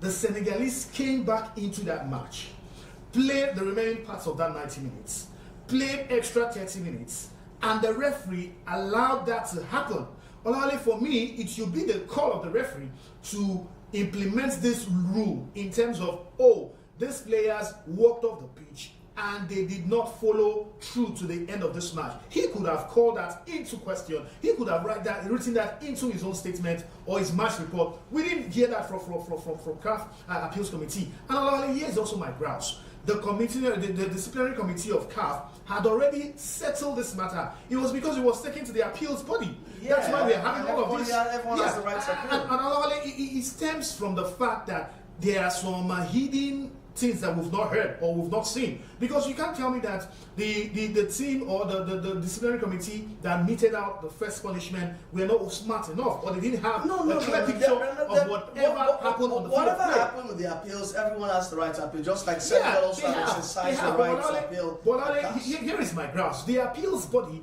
didn't take into consideration the fact that the referee allowed the game to continue and finish. That's my grouse. The game finished. It wasn't as if Senegal scored that only goal and left the pitch of play. But to me, sometimes when it comes to the law, it's about the letter of the law. The law in 82 does not say the referee ended the game or whatever. The law is just saying for what happened in that certain moment. Galatasaray on the attack here, but Virgil van Dijk will clear as we get back to this one. By the way, a decision from CAF can take as long as 6 months. So we're not expecting anything. CAF, we understand, have ordered Senegal to return the medals. Whatever happens. Right now, I can tell you that Senegal have said they are not returning anything. Senegal have said that CAF is corrupt. Senegal have said that they will exercise their right to appeal this decision at the court of arbitration. Of which I support, because Olale, in the end, this is not setting a good precedent for African football. No, I think the first precedent that is not good is Senegal walking out. And they've been punished. No. They were punished. So are we saying all the punishments that this committee? So now let's break down the punishments. They got their coach got banned for 5 matches. Yep. A couple of financial fines, right? Okay. Are you saying that next AFCON, when Nigeria plays Kenya or Ethiopia or whatever, and there's a perceived sense of injustice, are you saying that the Super Eagles should walk out knowing fully well that the only punishment they will get is a 5-match ban for their coach, who is going to tell them, Ejadi, go out and we'll get fined? That is a bad mistake. That is a very, very bad mistake. And we've seen the punishment that has been meted out to the man who called them out. All right, let's just bring you updates. It's still 0-0. Ekitike getting close. I want us to wrap up this part so we can fully, focus on Liverpool versus Galatasaray. I think that if this decision was taken on that night, Jean-Jacques Ndala, we knew, had a bad night. The referee, if he had been very, very, very much active, I think all of this could have been sorted out that night. But number 2 as well, Morocco also did not know their right. They could have also continued that game and lodge a protest. You can lodge a protest and still play. But you are playing under protest. And by the time decisions are made, it will be stated that you played the game or the rest of the game under protest. Because they failed to do that. Well, now you've stated a very valid point, because if they had done this during the game or immediately after the game, we would understand. But now it is looking like somebody behind the scenes is calling the shot. Somebody from the Moroccan FA is trying to make some passes at the appeals body and making sure that decisions go their way. Because in the end, Olale, it just doesn't sit right with me that the fact that these punishments that were meted out from the disciplinary committee, it had to come down to the fact that this appeals body repealed some of the punishment on Morocco. No punishments for Senegal were repealed, none was reduced, but we saw a reduction in punishment for the likes of Ismail, the Moroccan player. We also saw some lowering of fines for the Moroccans. So Olale, it looks very shady. I told a couple of colleagues. So I don't have any right for me. I don't have any problems with that. I think I see those ones as moral. Whatever, but the sporting decision is what I'm contesting here. Then finally, you can blame the referee for all you like, but if you go back to that night in Rabat, January 18, there's a feeling that Jean-Jacques Ndala was left all alone on that big night to make big decisions himself. He also lacked help. CAF left him in a very, very bad position. And I think that going forward, decisions should come in swiftly. Communication should come in. I mean, you watch the final, and in the moment of disarray, you could see that the referee was talking to multiple people. Information should be very much clear and very much straightforward when it comes to that. In that moment, I think that everyone left the referee alone. He was very lonely in that position, and that's a very tough place to be if you are the referee. Yeah, because your head is spinning, you don't know whatever decision you have to make. I think so. I hope that they sorted out going. Yeah, I think what already again transpired that made that a huge call for the referee was the fact that it was the finals.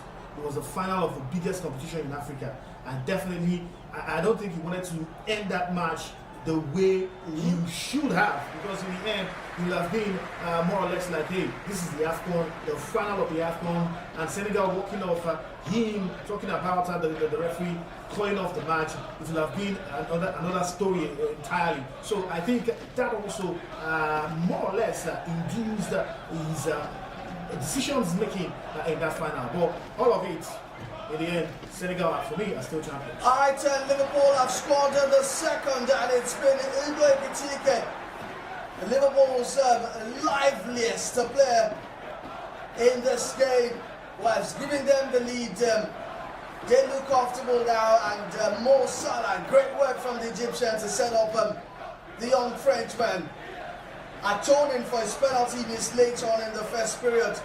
It's Liverpool 2, Galatasaray 0, 2-1 on aggregate lead. And as it stands, Liverpool are on their way to taking on PSG? Paris Saint-Germain in a repeat of last season's Champions League fixture as well. But let's take a look at that one again. It's double trouble at the heart of things. McAllister finds Mo Salah right there in the right half space, threads the pass to him.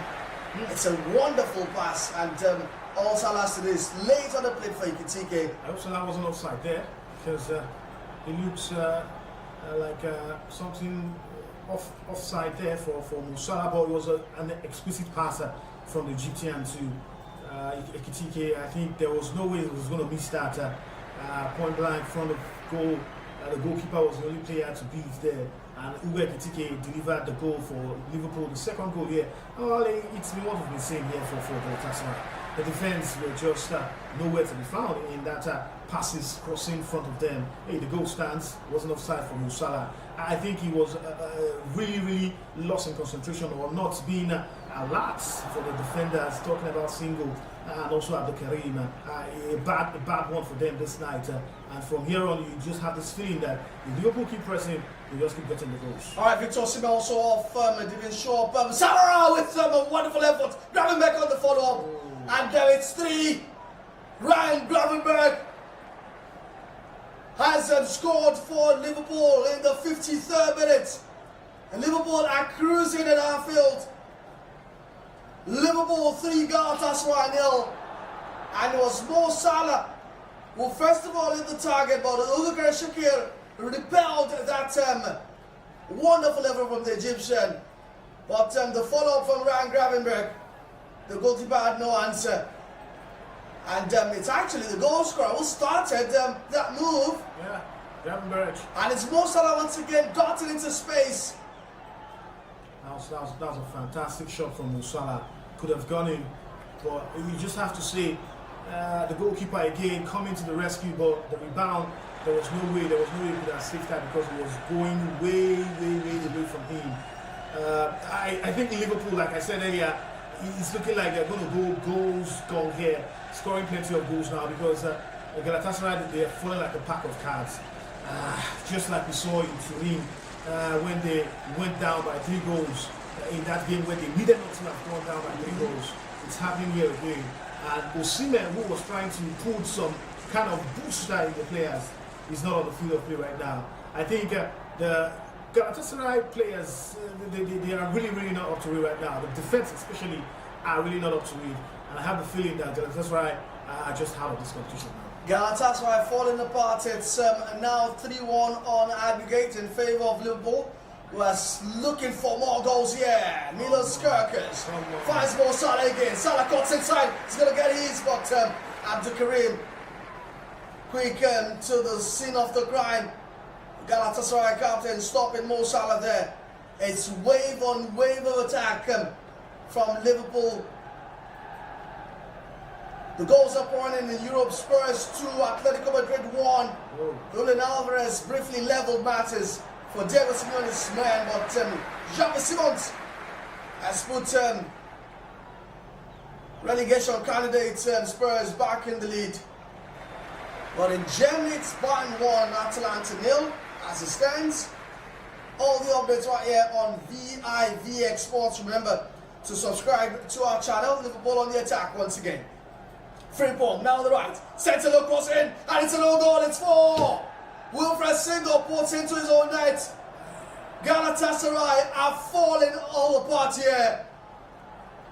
Liverpool going goals crazy. It's goal gallery at Anfield to me. I've said it before. I'm saying it again. Gala came into the second half not prepared. They're not really as compact as we saw them in that first half. So many spaces Liverpool are having. I think this is offside though. Looks like an offside goal that's going to go against Jeremy Frimpong. But again, Alali, just look at the spaces. Look at how Liverpool are dissecting this defense. Comparing what we saw in the first half, where the Galatasaray players were compact. This time around, they were just everywhere, 5 and 6s or 6s and 7s. Not really understanding where to position themselves. Yes, the goal has been cancelled, but then again, still brings the question, what is really going on with the Galatasaray defense? Because they're not really looking like a team that is compact. Lucky for Singo, that goal has been cancelled, so he will still be trying to make sure he's very well concentrated in this match. But for now, Liverpool are having a field day. They are having so many opportunities to get into the defense line. Look at that pass again. A terrible one. Giving Liverpool the ball again in your own half. This is a terrible, terrible Galatasaray we're seeing in the second half. Liverpool having their way with Galatasaray here. Anyway, Gala turn to a fine sea of red shirts. Mo Salah finds Dominic Szoboszlai, who's been the key orchestrator in chief tonight. Far on the slow side, McAllister. It's Liverpool having fun now with the rondos. Florian Wirtz, Jeremy Frimpong to Szoboszlai. Szoboszlai looks upfield to Virgil van Dijk. By the way, it's Bayern 3. Atalanta 0. Harry Kane getting a second. Leonard Carl also joining in the fun. So they lead 9-1 on aggregate. Bayern definitely one of the front runners to go on and win this season's Champions League title. They're also cruising to the Bundesliga title right there in Germany. As the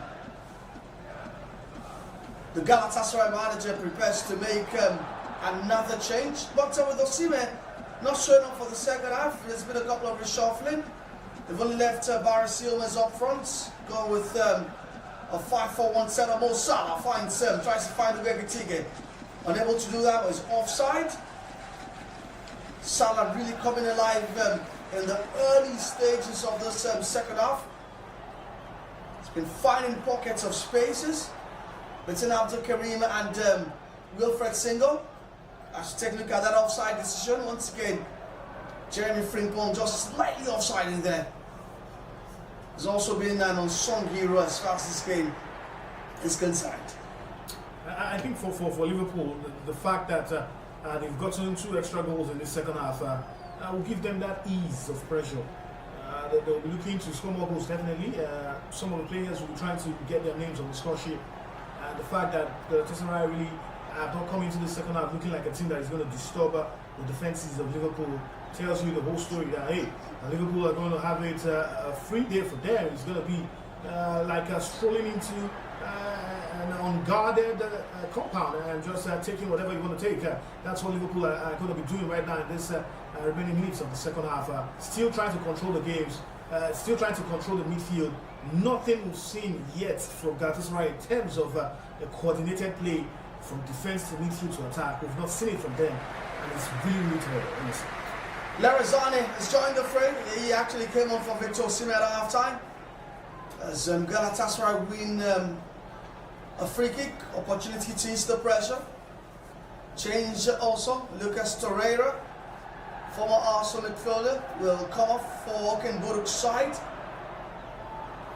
And then Lucas Torreira will be coming off for Yunus Akgün, number 11 attacker for Galatasaray, hoping to infuse some much needed energy up front for Galatasaray. But see, I know that Ghana have done well this season, beating Juventus, knocking them out. They've had a memorable campaign, no doubt. But when you get to this stage in Europe, you get found out, you realize that you're just not at that level to compete with the elite sides in Europe. Yeah, I think that's what I'm trying to tell you right now, that they are not up for it in terms of. Okay, that was a good shot from Juboslai that was saved by the Galatasaray goalkeeper. But like I was saying, I think Ghana, they're really not one of the top sides in terms of European football. They're just a minnow, like it or not. People who say there are no minnows in football, I don't agree with that statement. I still think there are so many minnows in football. Bodo Glimt also showed us a typical example yesterday against Sporting Lisbon. It's just for me an opportunity for them to still go as far as possible, try to see what they can do in terms of this season's competition. But like we've seen them over and over again this season, they've not been fantastic away from home. I think that is their undoing. This same season, we've seen Liverpool beat them, and so it's no surprise that Liverpool are really taking. They actually beat Liverpool. They actually beat Liverpool. Yes, they beat in the first leg actually. Of this. Salah! What an effort! What a goal! Talk about saving the best for the last. Whoa. Talk about atoning for missing that penalty in the first half. The Egyptian Pharaoh has just scored Liverpool's fourth in this one. But what a scorcher, what a power driver, what a bender from one of the all-time greats at Liverpool. It was always coming. It looked really lively in the second half. And there he takes his applause. Although it looks like that will go through a goal check, checking if it was offside. It might be slightly offside, but I'll be ashamed if this goal doesn't count. And he comes from the edge of the area, 1-2 with Florent Wirtz, and bends it.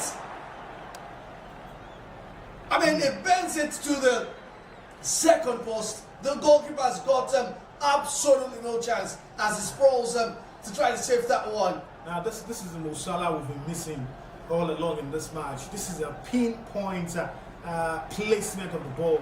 And you have to say this is a typical how-to that we say in games. Because for me, he was taking the ball away from the goalkeeper. There was no way in hell that the goalkeeper could have gotten his hands on that. Fantastic one. Even Gerrard, who is Steven Gerrard even gives the seal of approval. Yeah, it was a fantastic call from Mo Salah. I think finally he's been able to get his goal in this match, in as much as he missed the penalty in the first half. But then this fourth goal will definitely be a sweetening for him, because now he'll be feeling relaxed to play more good football. It's been a night of goals tonight in the Champions League. Barcelona got us underway. In fact, at half-time at the Nou Camp, we had 5 goals between both sides. It was 3-2. And Barca went on to go goals crazy. They piled 7, a half dozen. Oh, that's even more than half a dozen. Scored 7 passes at the house, Newcastle. At the Allianz Arena, it's Bayern leading 9-1 on aggregate. They lead 3-0 tonight at Allianz Arena. Liverpool 4-0 leaders as they take a 4-1 aggregate lead over Galatasaray. And Spurs are aiming a little matter of a remontada. They lead 2-1 against Atletico Madrid, but still very much behind them in the aggregate score. And I mean, yes, the bad news for a Galatasaray fan. Liverpool still want to score more. Yeah, they want to score more. And like I was saying earlier, they lost against Liverpool in the first leg here by a goal to nothing. But like I was saying about their away games, over the 4 matches that they played away from home, I think they lost about 3 of them, emphatically losing in Germany against Frankfurt 5-1. You look at the game against Ajax, the only away match that they won by as much as 3 goals. The other away games they lost against Monaco, they lost against Manchester City. And so you just have to say they've not been fantastic. Bad travellers. Look at the match against Juventus. It's a typical example of that Juventus game. You were leading by as much as 5-2. Just defend. And that was a worry for Victor Osimhen in that game, where he was complaining about the psyche of his team, the courage of the boys in terms of holding on to the lead. Because when you score 5 goals, it means that you can go away and also score 1 or 2 goals. But when you come with a defensive or a defeatist mindset, it creates problem for you, and that's what we've seen for Galatasaray here. You might want to say inexperience plays a part for them. But hey, they're playing against Liverpool, a very strong side in Europe. Let's not forget. Sometimes you just cannot give what you don't have. Yeah, I think that's what it is. They are the lords and manners of Turkish football, no doubt. But when they step out, it's always difficult. And I think that's always one of the issues I've had with, you talk about Victor Osimhen. I think Victor Osimhen deserves to play for a bigger club like that. All due respect to Galatasaray, but when you come to the biggest stage, when you come to mix with the elites, you will always get found out. Galatasaray with a rear attack. Larry Zardi has been sandwiched with a couple of Liverpool players, but finds his way out of trouble. Comes to the left. As Galatasaray will try to, find a bit of solace. Who knows? Maybe get a consolation. Roland Salah finds room for a single as Liverpool, on the real occasion of trying to defend, they've been the ones asking the questions since the beginning of the second half. That's about some 25 minutes. Now will be the turn of Gala with Sarah. Sarah finds no line, but that will be ushered out by Jeremy Frimpong for a goal kick. As Ibrahim Konate pulls Frimpong away. Say, hey, get back to position. Another change from Liverpool as they get comfy now. Curtis Jones set to come on for Jeremy Frimpong, who has been very lively on that right flank for Liverpool tonight as he gets a standing ovation. Probably his best performance in the Liverpool shirt since he joined from Bayer Leverkusen. Yeah, I think injury has not also helped his matters. Yeah, in and out of injury, but you've got to say Jeremy Frimpong from the player we saw in Germany last season was a fantastic wing back who was always busting forward with loads of assists and also goals for himself. And so far this season, he's just been a shadow of himself. I think today he's had a very decent game, maybe above average, you want to say. As Liverpool take another opportunity. Yes. Ekitike lets it for Mo Salah, but Salah able to hit the target. As he hits the upright, but the attacks are very much on. Curtis Jones, the new boy, finds Soboslai on the right hand side. Soboslai reverses it to Mo Salah. He was onside and Shakir back-to-back saves. Is Superman tonight. The Galatasaray goalkeeper. Come on.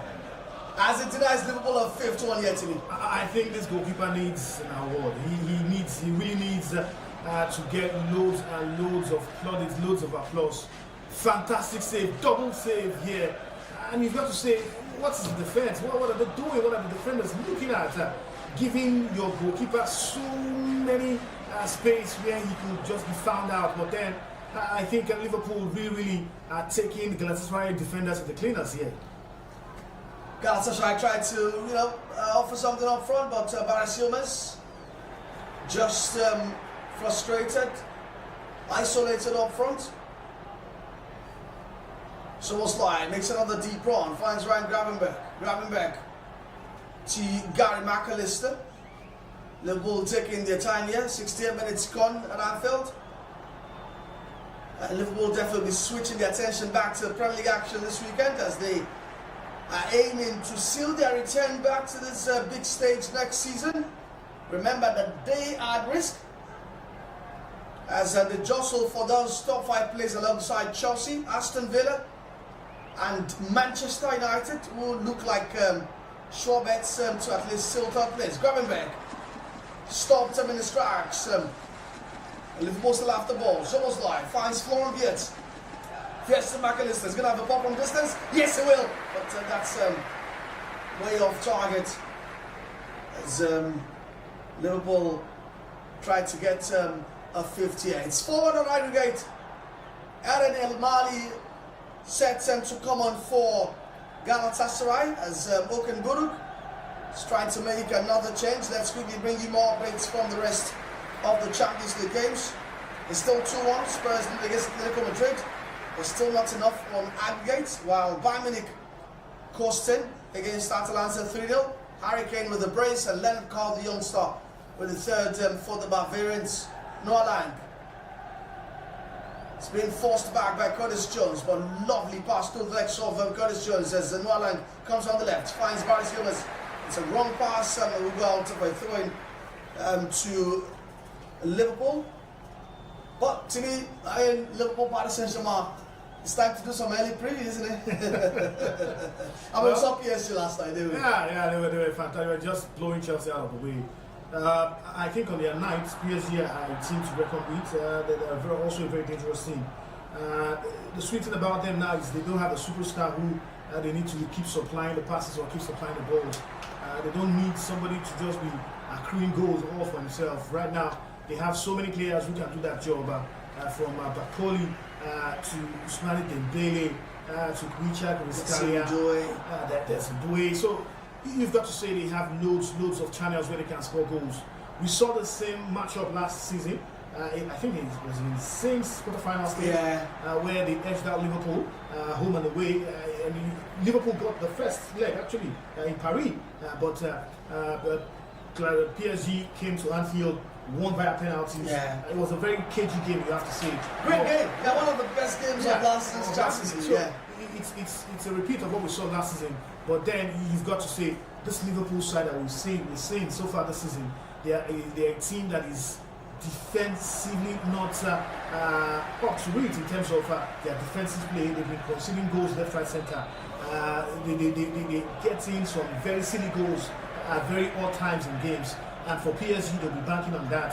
PSG are a team that will punish you if you're not up and doing in your defenses. So it's a game that will be poised for some nuances in terms of tactical play from the two coaches. I think for now, I will still want to stick out my neck for PSG to go through over 2 legs. We'll see about that one. PSG currently coming into their own, and Gala also have a rare chance to attack and come forward. Cross comes in. But Curtis Jones should sit that one out for corner kick. The rare occasion where Galatasaray have threatened Nolang will take this from the left hand side. Wondered why Hülkenberg didn't get to start in. It was a source of worry for Liverpool in that first leg last week, especially on that left hand side, combined with Victor Osimhen. And the former Napoli players looked reborn in Turkey. But once again, I mean, my problem with the Turkish Super League is, I mean, the big sides in Gala, Fenerbahce, maybe Trabzonspor has been good this season. Maybe Besiktas, maybe Besiktas, but yeah, apart from the sides, I mean, it's been Gala. Gala won last maybe 2-3 league titles. I'll prime to another one again.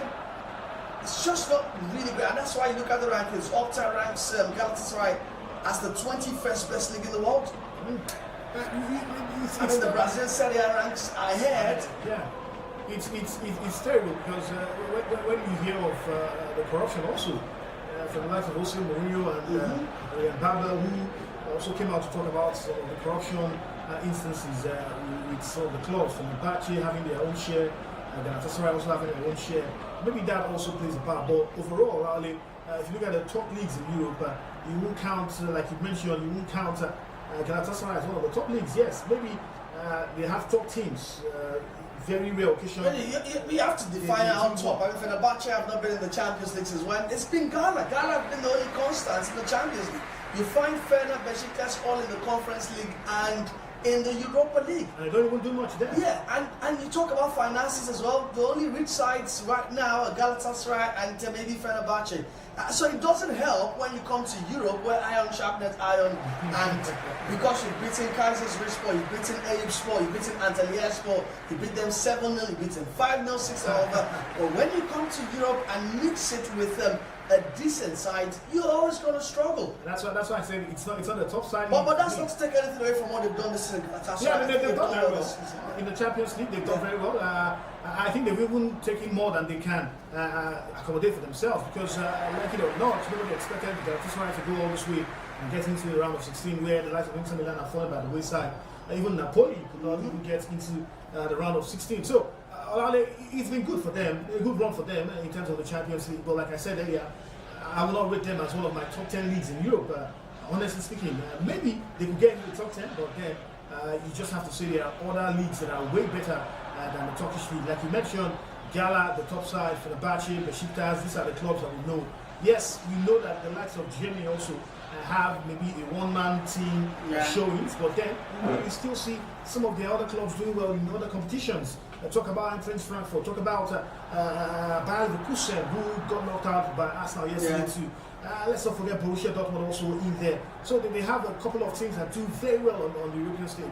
Not the same story for Turkey and their leagues or their clubs. So in all of these, it's nothing of their fault, in the essence, because when you compare these two sides playing, Liverpool are way ahead of Galatasaray. And basically, even when Liverpool lost the first leg, there was optimism that come tonight, second leg, they were going to turn it around. Yeah, and the sweet thing for Liverpool is the fact that they knew they were coming to Anfield. They knew that, hey, you're coming to play in our own stadium. The two times they've lost to Galatasaray, they played in Turkey. So they knew that, hey, if we come to our home ground, we're going to beat them. Let's not forget the same Liverpool side outsmarted Real Madrid in this same stadium. So they understand that, hey, what we need to do part time in terms of winning our games, especially at home, they know when to do it, and that's a sweet thing for Liverpool. Even when they lost that first leg, you could also see that, hey, they were going to get this turned around. Norlang seems to be writhing in pain, and I think something's got wrong with his finger. I think he's caught his finger as he's trying to regain his balance and was approaching the byline with Curtis Jones. And it's a very nasty one with his, I think it's his thumb, and they will require urgent attention. I mean, talk about freak injuries. Norlang has just suffered one. But by the way, Mo Salah's been taken off, and he didn't go to the bench. He also just went into the dugout, Mo Salah, and has been replaced with Cody Gakpo. As Norlang gets attended to. That was a very nasty one. Gabriel Sara, who also received the call-up from Carlo Ancelotti for the Brazilian side, a recognition of the great season he's been having with Galatasaray. Looks on and he's not impressed with what he's saying, as everyone hopes that Norlang is fine. That was a really strange one, a freak injury, so to say. I think for Lang, I think that was a very nasty one, nasty injury to call. We've seen something like this already in this match when Victor Osimhen also fell on his hand, and that also caused him to bandage that hand, and he couldn't continue. Now we're seeing it with Neil Lang. It's a terrible one, really terrible one. And the coach has to make substitutions now based on injuries. It's a storm, by the way. It's a storm. It's really freak. It's a really freak one here, and I hope it just gets better. I hope it's something that's not really as serious as I'm thinking, because I'm hoping that the thumb didn't break out. It didn't cause some part, because I've seen loads of blood. But I just hope that Neil Lang can be well again. I hope the finger will still be good for him to do whatever he does with his hands. And Mauro Icardi is being prepped up to come on as a replacement for Norlang, the experienced Argentine striker, World Cup win as well. Alongside the likes of Leo Messi, Alex McAllister, back in 2022. The funny thing about Argentines when they win, there are so many French players who won the World Cup, and you'll be wondering, were you really in that team? Yeah, but I mean, the World Cup is a World Cup, you take it. Were you really in that team? They'll take it. They'll take it. As you see the goals again for Liverpool, Dominic Szoboszlai opening the account. Opening the goals account for Liverpool, and Ekitike tapping for the second one. Yeah. Easy goal. What's been your man of the match, by the way? Mo Salah, Ekitike, Szoboszlai? I think I'll go with Szoboszlai. I think he's been creative enough. Mo Salah for this goal, I think Salah.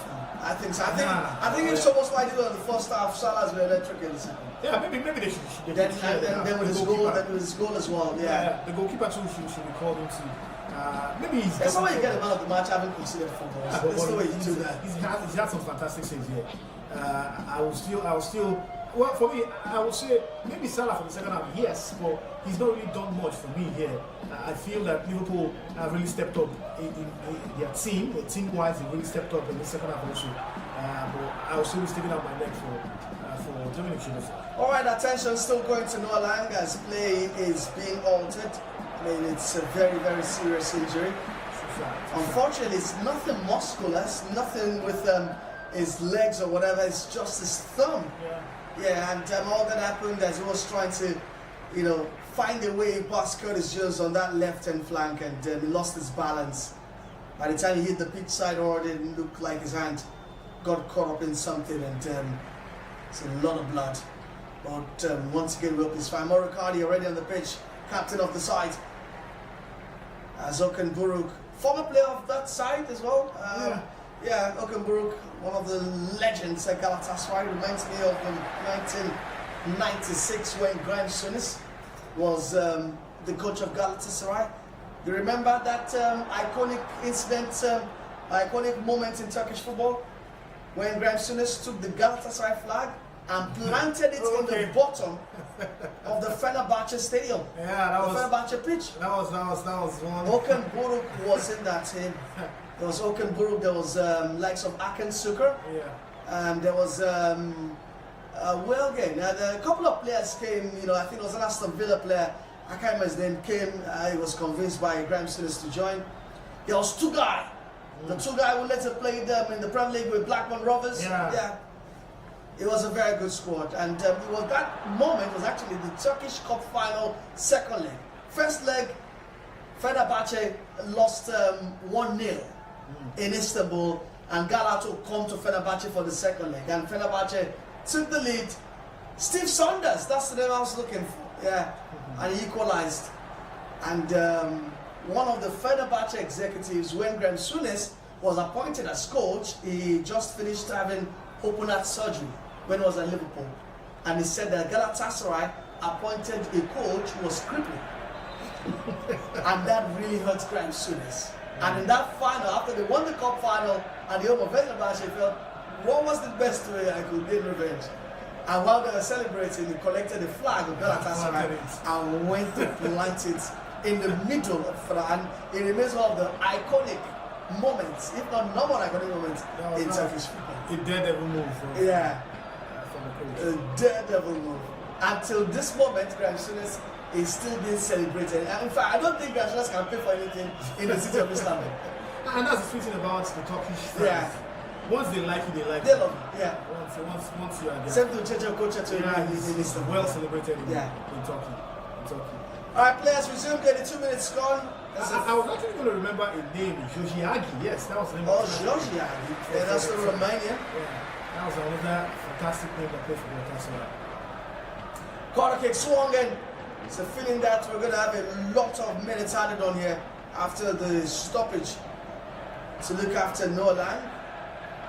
I think Liverpool are having they're strolling now, enjoying this game. The second half, Galatasaray has not done anything to stop the attacking prowess of Liverpool. Every now and then that Liverpool try to press, they win back the ball easily. Gala has just been nuts, the same Gala we saw in that first half, where they were very compact in their defenses. This time around, the second half, they've just been at loss, more or less, not knowing where and how to pin this fluid attacking play from Liverpool. Oh, great work from Curtis Jones there to find his way past 3 Galatasaray markers, but the pass has sold Alisson short. Alisson gets there very much quickly. That's like a hospital pass from Curtis Jones. That's a pass that can always get your colleague into trouble. No trouble for Liverpool. And currently we have 12 goals right now in Europe right now. 4 from this one were falling at Anfield. Bayern also have scored 4 against Atalanta. Luis Diaz scoring the 4th. And Spurs Atletico is 2-2. Atletico definitely ensuring that they don't want to lose this one. David Anko with the equalizer for Diego Simeone's side. So surely looks like our last 8 pairings are looking really good. Looks like we have an idea, or we have a perfect idea, 100% of what the quarterfinals are going to look like. Yeah, it's set up fantastically well. Real Madrid versus Bayern. PSG taking on Liverpool. Atletico Barcelona taking on Barcelona. The sweet thing is Barcelona will play home first. And that would be a very dicey one for Atletico Madrid. I don't know what happened in the Copa del Rey. Yeah, we remember how Atletico Madrid pummeled them in that first leg in Copa del Rey semi-finals. And I think Barcelona will still want to take that revenge against Atletico, even though they scored 3 goals in that second leg. But hey, they couldn't score the 4th to equal things out. But it will be a great game for the 2 Spanish side. And let's not forget the easiest of all games for Arsenal. Oh, they said it's easy. Yeah, no games are easier than the Champions League. Please, would you have preferred having Barcelona or Sporting Lisbon? Maybe Galatasaray. There we go. So Arsenal take on Sporting in the final quarter-final pairing. But Arsenal still have to think of Man City this weekend. They're up against City in the Capital One Cup final. So Carabao? Yeah, Oh, Carabao. brother, was Capital. Capital One, like years ago, man. Oh, really? It was Carling Cup back then, right? Yeah, Capital One, then Carabao. No, It was not really Carabao. Then Capital Carling, then Capital One, And now back to just to Carabao. be safe, just call it the League Cup. Exactly. The League Cup final. It's coming up on Sunday at Wembley. Capital One? Yeah. I just took it back, right? That was a long time ago. man. Oh, wow. And that's the first silverware that will be dished out in English football season. And we know that there's still the Premier League title race going on. Arsenal 9-point lead. Nah. And City have a game in hand, and Arsenal have to go to the Etihad. So maybe it's just not all over. It's all over. I think Arsenal. But do you think Arsenal can win the quadruple? I mean, that for every game they continue to win for, every time they continue to push on and march on in these competitions, those questions are asked if the Gunners can do the quadruple. I think this weekend will tell us if they can. I think the psychology. Remember that City also can still do the quadruple. Yeah, they can. No, they can't. They can. They can't. Oh, they can. Sorry, Yeah, they got up there. Who best to tell me that? Yeah, actually.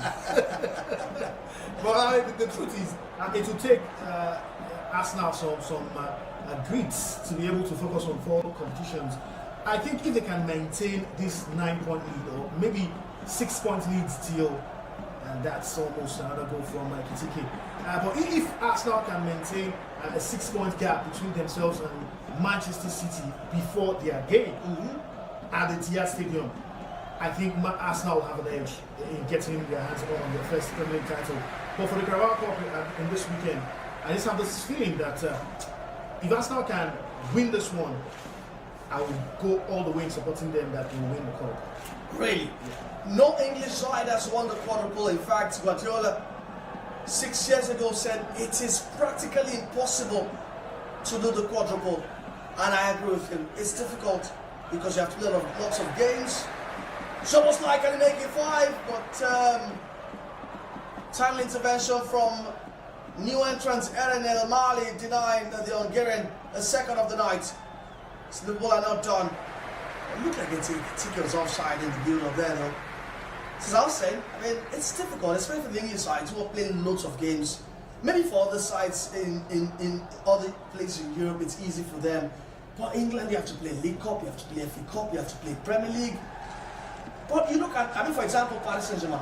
Their game last weekend was cancelled to help them prepare to beat Chelsea more, right? I mean, considering the fact that they're already beating Chelsea 5-2 in the first leg, the LFP, that's the French Football League, still told them, you know what, the game against Nantes, take it off, you can reschedule it, or want you to prime yourself well. And I mean, did it work? Yeah, Yes, it worked. because they beat Chelsea Yeah, because and they're 3-0 again. You have players who are more relaxed. Yeah, and there's also the winter break. Yeah, exactly. So I think that's what the English FA needs to look at. The Premier League also needs to look at it, giving opportunities for these teams playing in Europe to have some very good rest days.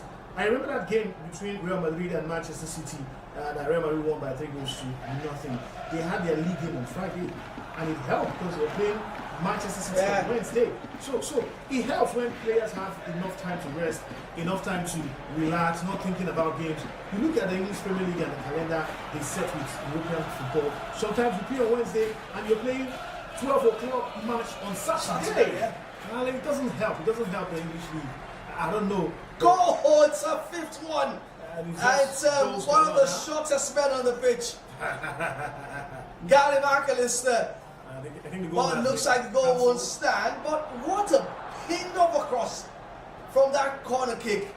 He was right on the money, but looks like Virgil van Dijk might just have obstructed Ulrich Shakir. And I don't think that was a foul in there. I think that was a foul against the goalkeeper. And McAllister just had to tap into an empty net. But I actually don't think it was a foul. Because Van Dijk making himself big. Yeah, and he didn't touch the goalkeeper at all. Hey, but the referee, I hope VAR calls him back to this. because Van Dijk is also asking him questions. Well, the referee has ruled it out, so it remains 4-0 and play will resume. By the way, Arne Slot's triple changes. Rion Gumor, Nyoni, and Enrique Chiesa coming on for likes of Gravenberg, Florian Wirtz. As Liverpool aim to see this one out, 6 minutes will be added on at Anfield. As Liverpool are cruising into the quarterfinals of the UEFA Champions League. Spurs will take the lead at the Tottenham Hotspur Stadium. It's 3-2. Atalanta also salvaged some pride. It's 4-1 in the Allianz Arena. Xavi Simons with the second of the night for Spurs. And for Vincenzo Italiano's Atalanta, it's Lazar Samazic with a red consolation for Atalanta. I mean, there's no shame in losing to Bayern Munich, Atalanta. You've had another, this is in Europe, especially the financial incentive can be very massive for a side that just built their own stadium. They'll be very much happy with how they've gone about the Champions League once again this season. They didn't even deserve to be here. Remember, Dortmund pressed the self-destruct button in that. That's the first leg win. Yeah, in that knockout game. I think for Atalanta, they look like a team that has gone to the peak of where they can be.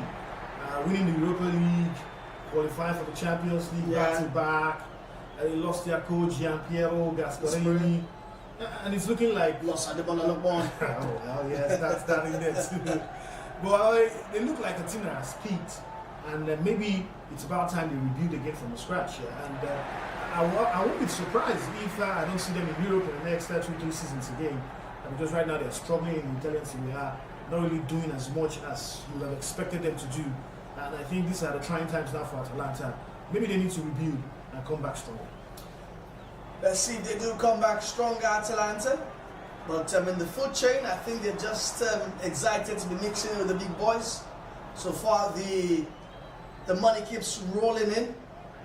And they've been in the Champions League a couple of times. And being in the Champions League brings you a lot of money. I mean, this stage alone, getting to the round of 16 gets you, I think, about 12.5 million, which is a lot of money for a club like Atalanta. At Liverpool on the attack. Zoboslai asking for the ball, gets it, so whips that one. But no one to just add a touch to put it on target. As Liverpool will try to see this one out. A clean pass, a clean one to Zoboslai there. He should be hitting target at least giving an assist for Liverpool. Galatasaray been given a lesson in efficiency at the highest stage. And they have run their race. I think that they also won't be ashamed to have lost them to a quality side like Liverpool. Leroy Zani sends a pass, lovely one towards Morikadi, who cannot control, and Ibrahima Konate will see that one out for a goal kick. Icardi should be doing better there. Yeah, he should have gotten his legs or gotten the control of that ball in first instance. Because when you let the ball roll like that, you give opportunity for the defender to close you up quickly. And that's what Ibrahima Konate did excellently. It's full time in the Bayern Atalanta game is ended 4-1. It's also full time at the Tottenham Hotspur Stadium. Spurs are out. Although they beat Atletico Madrid to also salvage their pride 3-2. But it's not enough, won't be enough, as they can now fully focus on survival in the Premier League. And guess what? They've got a massive 6 points in this weekend against Nottingham Forest. It's a must-win game for them, but they can take encouragement from the last 2 games where they got a draw against Liverpool and won tonight. It's a game that we're looking at, and talking about Igor Tudor, who we're trying to ramp up the energy for the players, trying to make sure they get that 3 points against Nottingham Forest. Remember, Forest also can be drawn into that relegation fight, because as it is, nobody's safe, especially Leeds United, Nottingham Forest, but Tottenham Hotspur, West Ham United are in there right now. You just have this feeling that it's going to be a fight for all, a free fight for all those teams that I've just mentioned. And for Spurs, they need to start showing that they want to stay in the Premier League, because for me, yes, they've had so many injury worries So many players out with injuries, but then you can't keep blaming injuries for your woes. You can't keep blaming injuries for not getting points, needed points, especially when you know you can get those points. I feel that maybe they will have that resurgence, like you mentioned, getting that draw against Liverpool, getting a win here tonight against Atletico Madrid. That should be the morale booster for the players. So actually, he got to us first win as Spurs manager as well.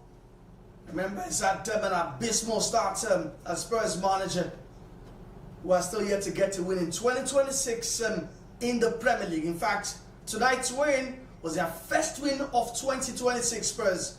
That's how poor the North London side have been.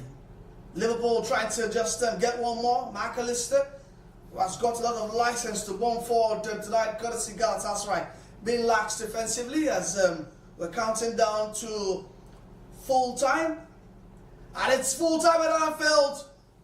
Liverpool 4, Galatasaray 0, 4-1 on aggregate, with a massive performance from one of the ambassadors of African football, Mo Salah, grabbing a goal and an assist as well, Missing a penalty. and missing a penalty. So mixed bag for the Egyptian. But on the other side, our own Victor Osimhen was a frustrating night for him at Anfield. A very frustrating one, having to cop an injury early on in the game.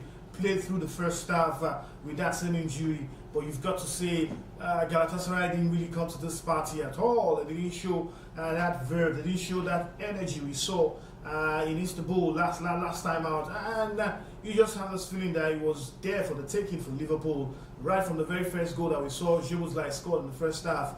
Yes, you've got to say Mo Salah missed the penalty, but then it was Liverpool all the way. Even when they got into the second half, quick goals in the early minutes of the second half from Hugo Ekitike and also from Gavin Derrick made sure that there was no way Gala were going to pose a comeback in this match. And for me, they were just not up to it in this game. From the very blast of the whistle of the second half, you could see, you could tell that Liverpool wanted it more. Liverpool were going more for the goals. They were in control of this game right from the blast of the whistle, and definitely they are worthy winners of this tie.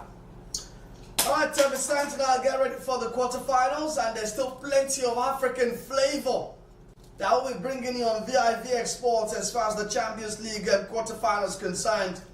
We have Liverpool taking on Paris Saint-Germain. It's an all North African affair there between Mo Salah and Achraf Hakimi. Yep. There'll also be a head-to-head between African Football of the Years, current and former. We also have Bayern Munich up against Real Madrid. Brahim Diaz will be hoping to continue his fine form that he's been in recently, post-AFCON for Real Madrid. Yes, Nicolas Jackson. And there's also Nicolas Jackson, right? And on the other side of the draw, it's Arsenal against Sporting. Maybe not much to look forward to with the Africans, but there's Atletico Madrid against Barcelona. And Demola Lukman will be hoping to make another deep run into Europe with Atletico Madrid. He's had some good fortune against Barcelona this season, and he'll be hoping that he can continue. To me, thanks for coming through tonight. Always a pleasure. All right, and that is where we draw the curtains tonight on our coverage of the UEFA Champions League round of 16 second legs with a sprinkle of African flavor right here on VIVX Sports. Remember to subscribe to our channel and follow us on all of our social media platforms. Let the conversation continue. But trust me, we will be back very soon. Next week, the Super Eagles will be in action against Iran. Yes, Iran, they play football. They don't only throw missiles, right? They play football, and they'll be up against Iran and Jordan. So you can call that the missile derby or whatever. Well, it's happening in Turkey. It's happening in Turkey, in the city of Antalya. I'll be bringing you all of that. In fact, we'll also be bringing you DR Congo, who will also be involved in the Intercontinental World Cup playoff, where they take on the winner of the Jamaica versus New Caledonia.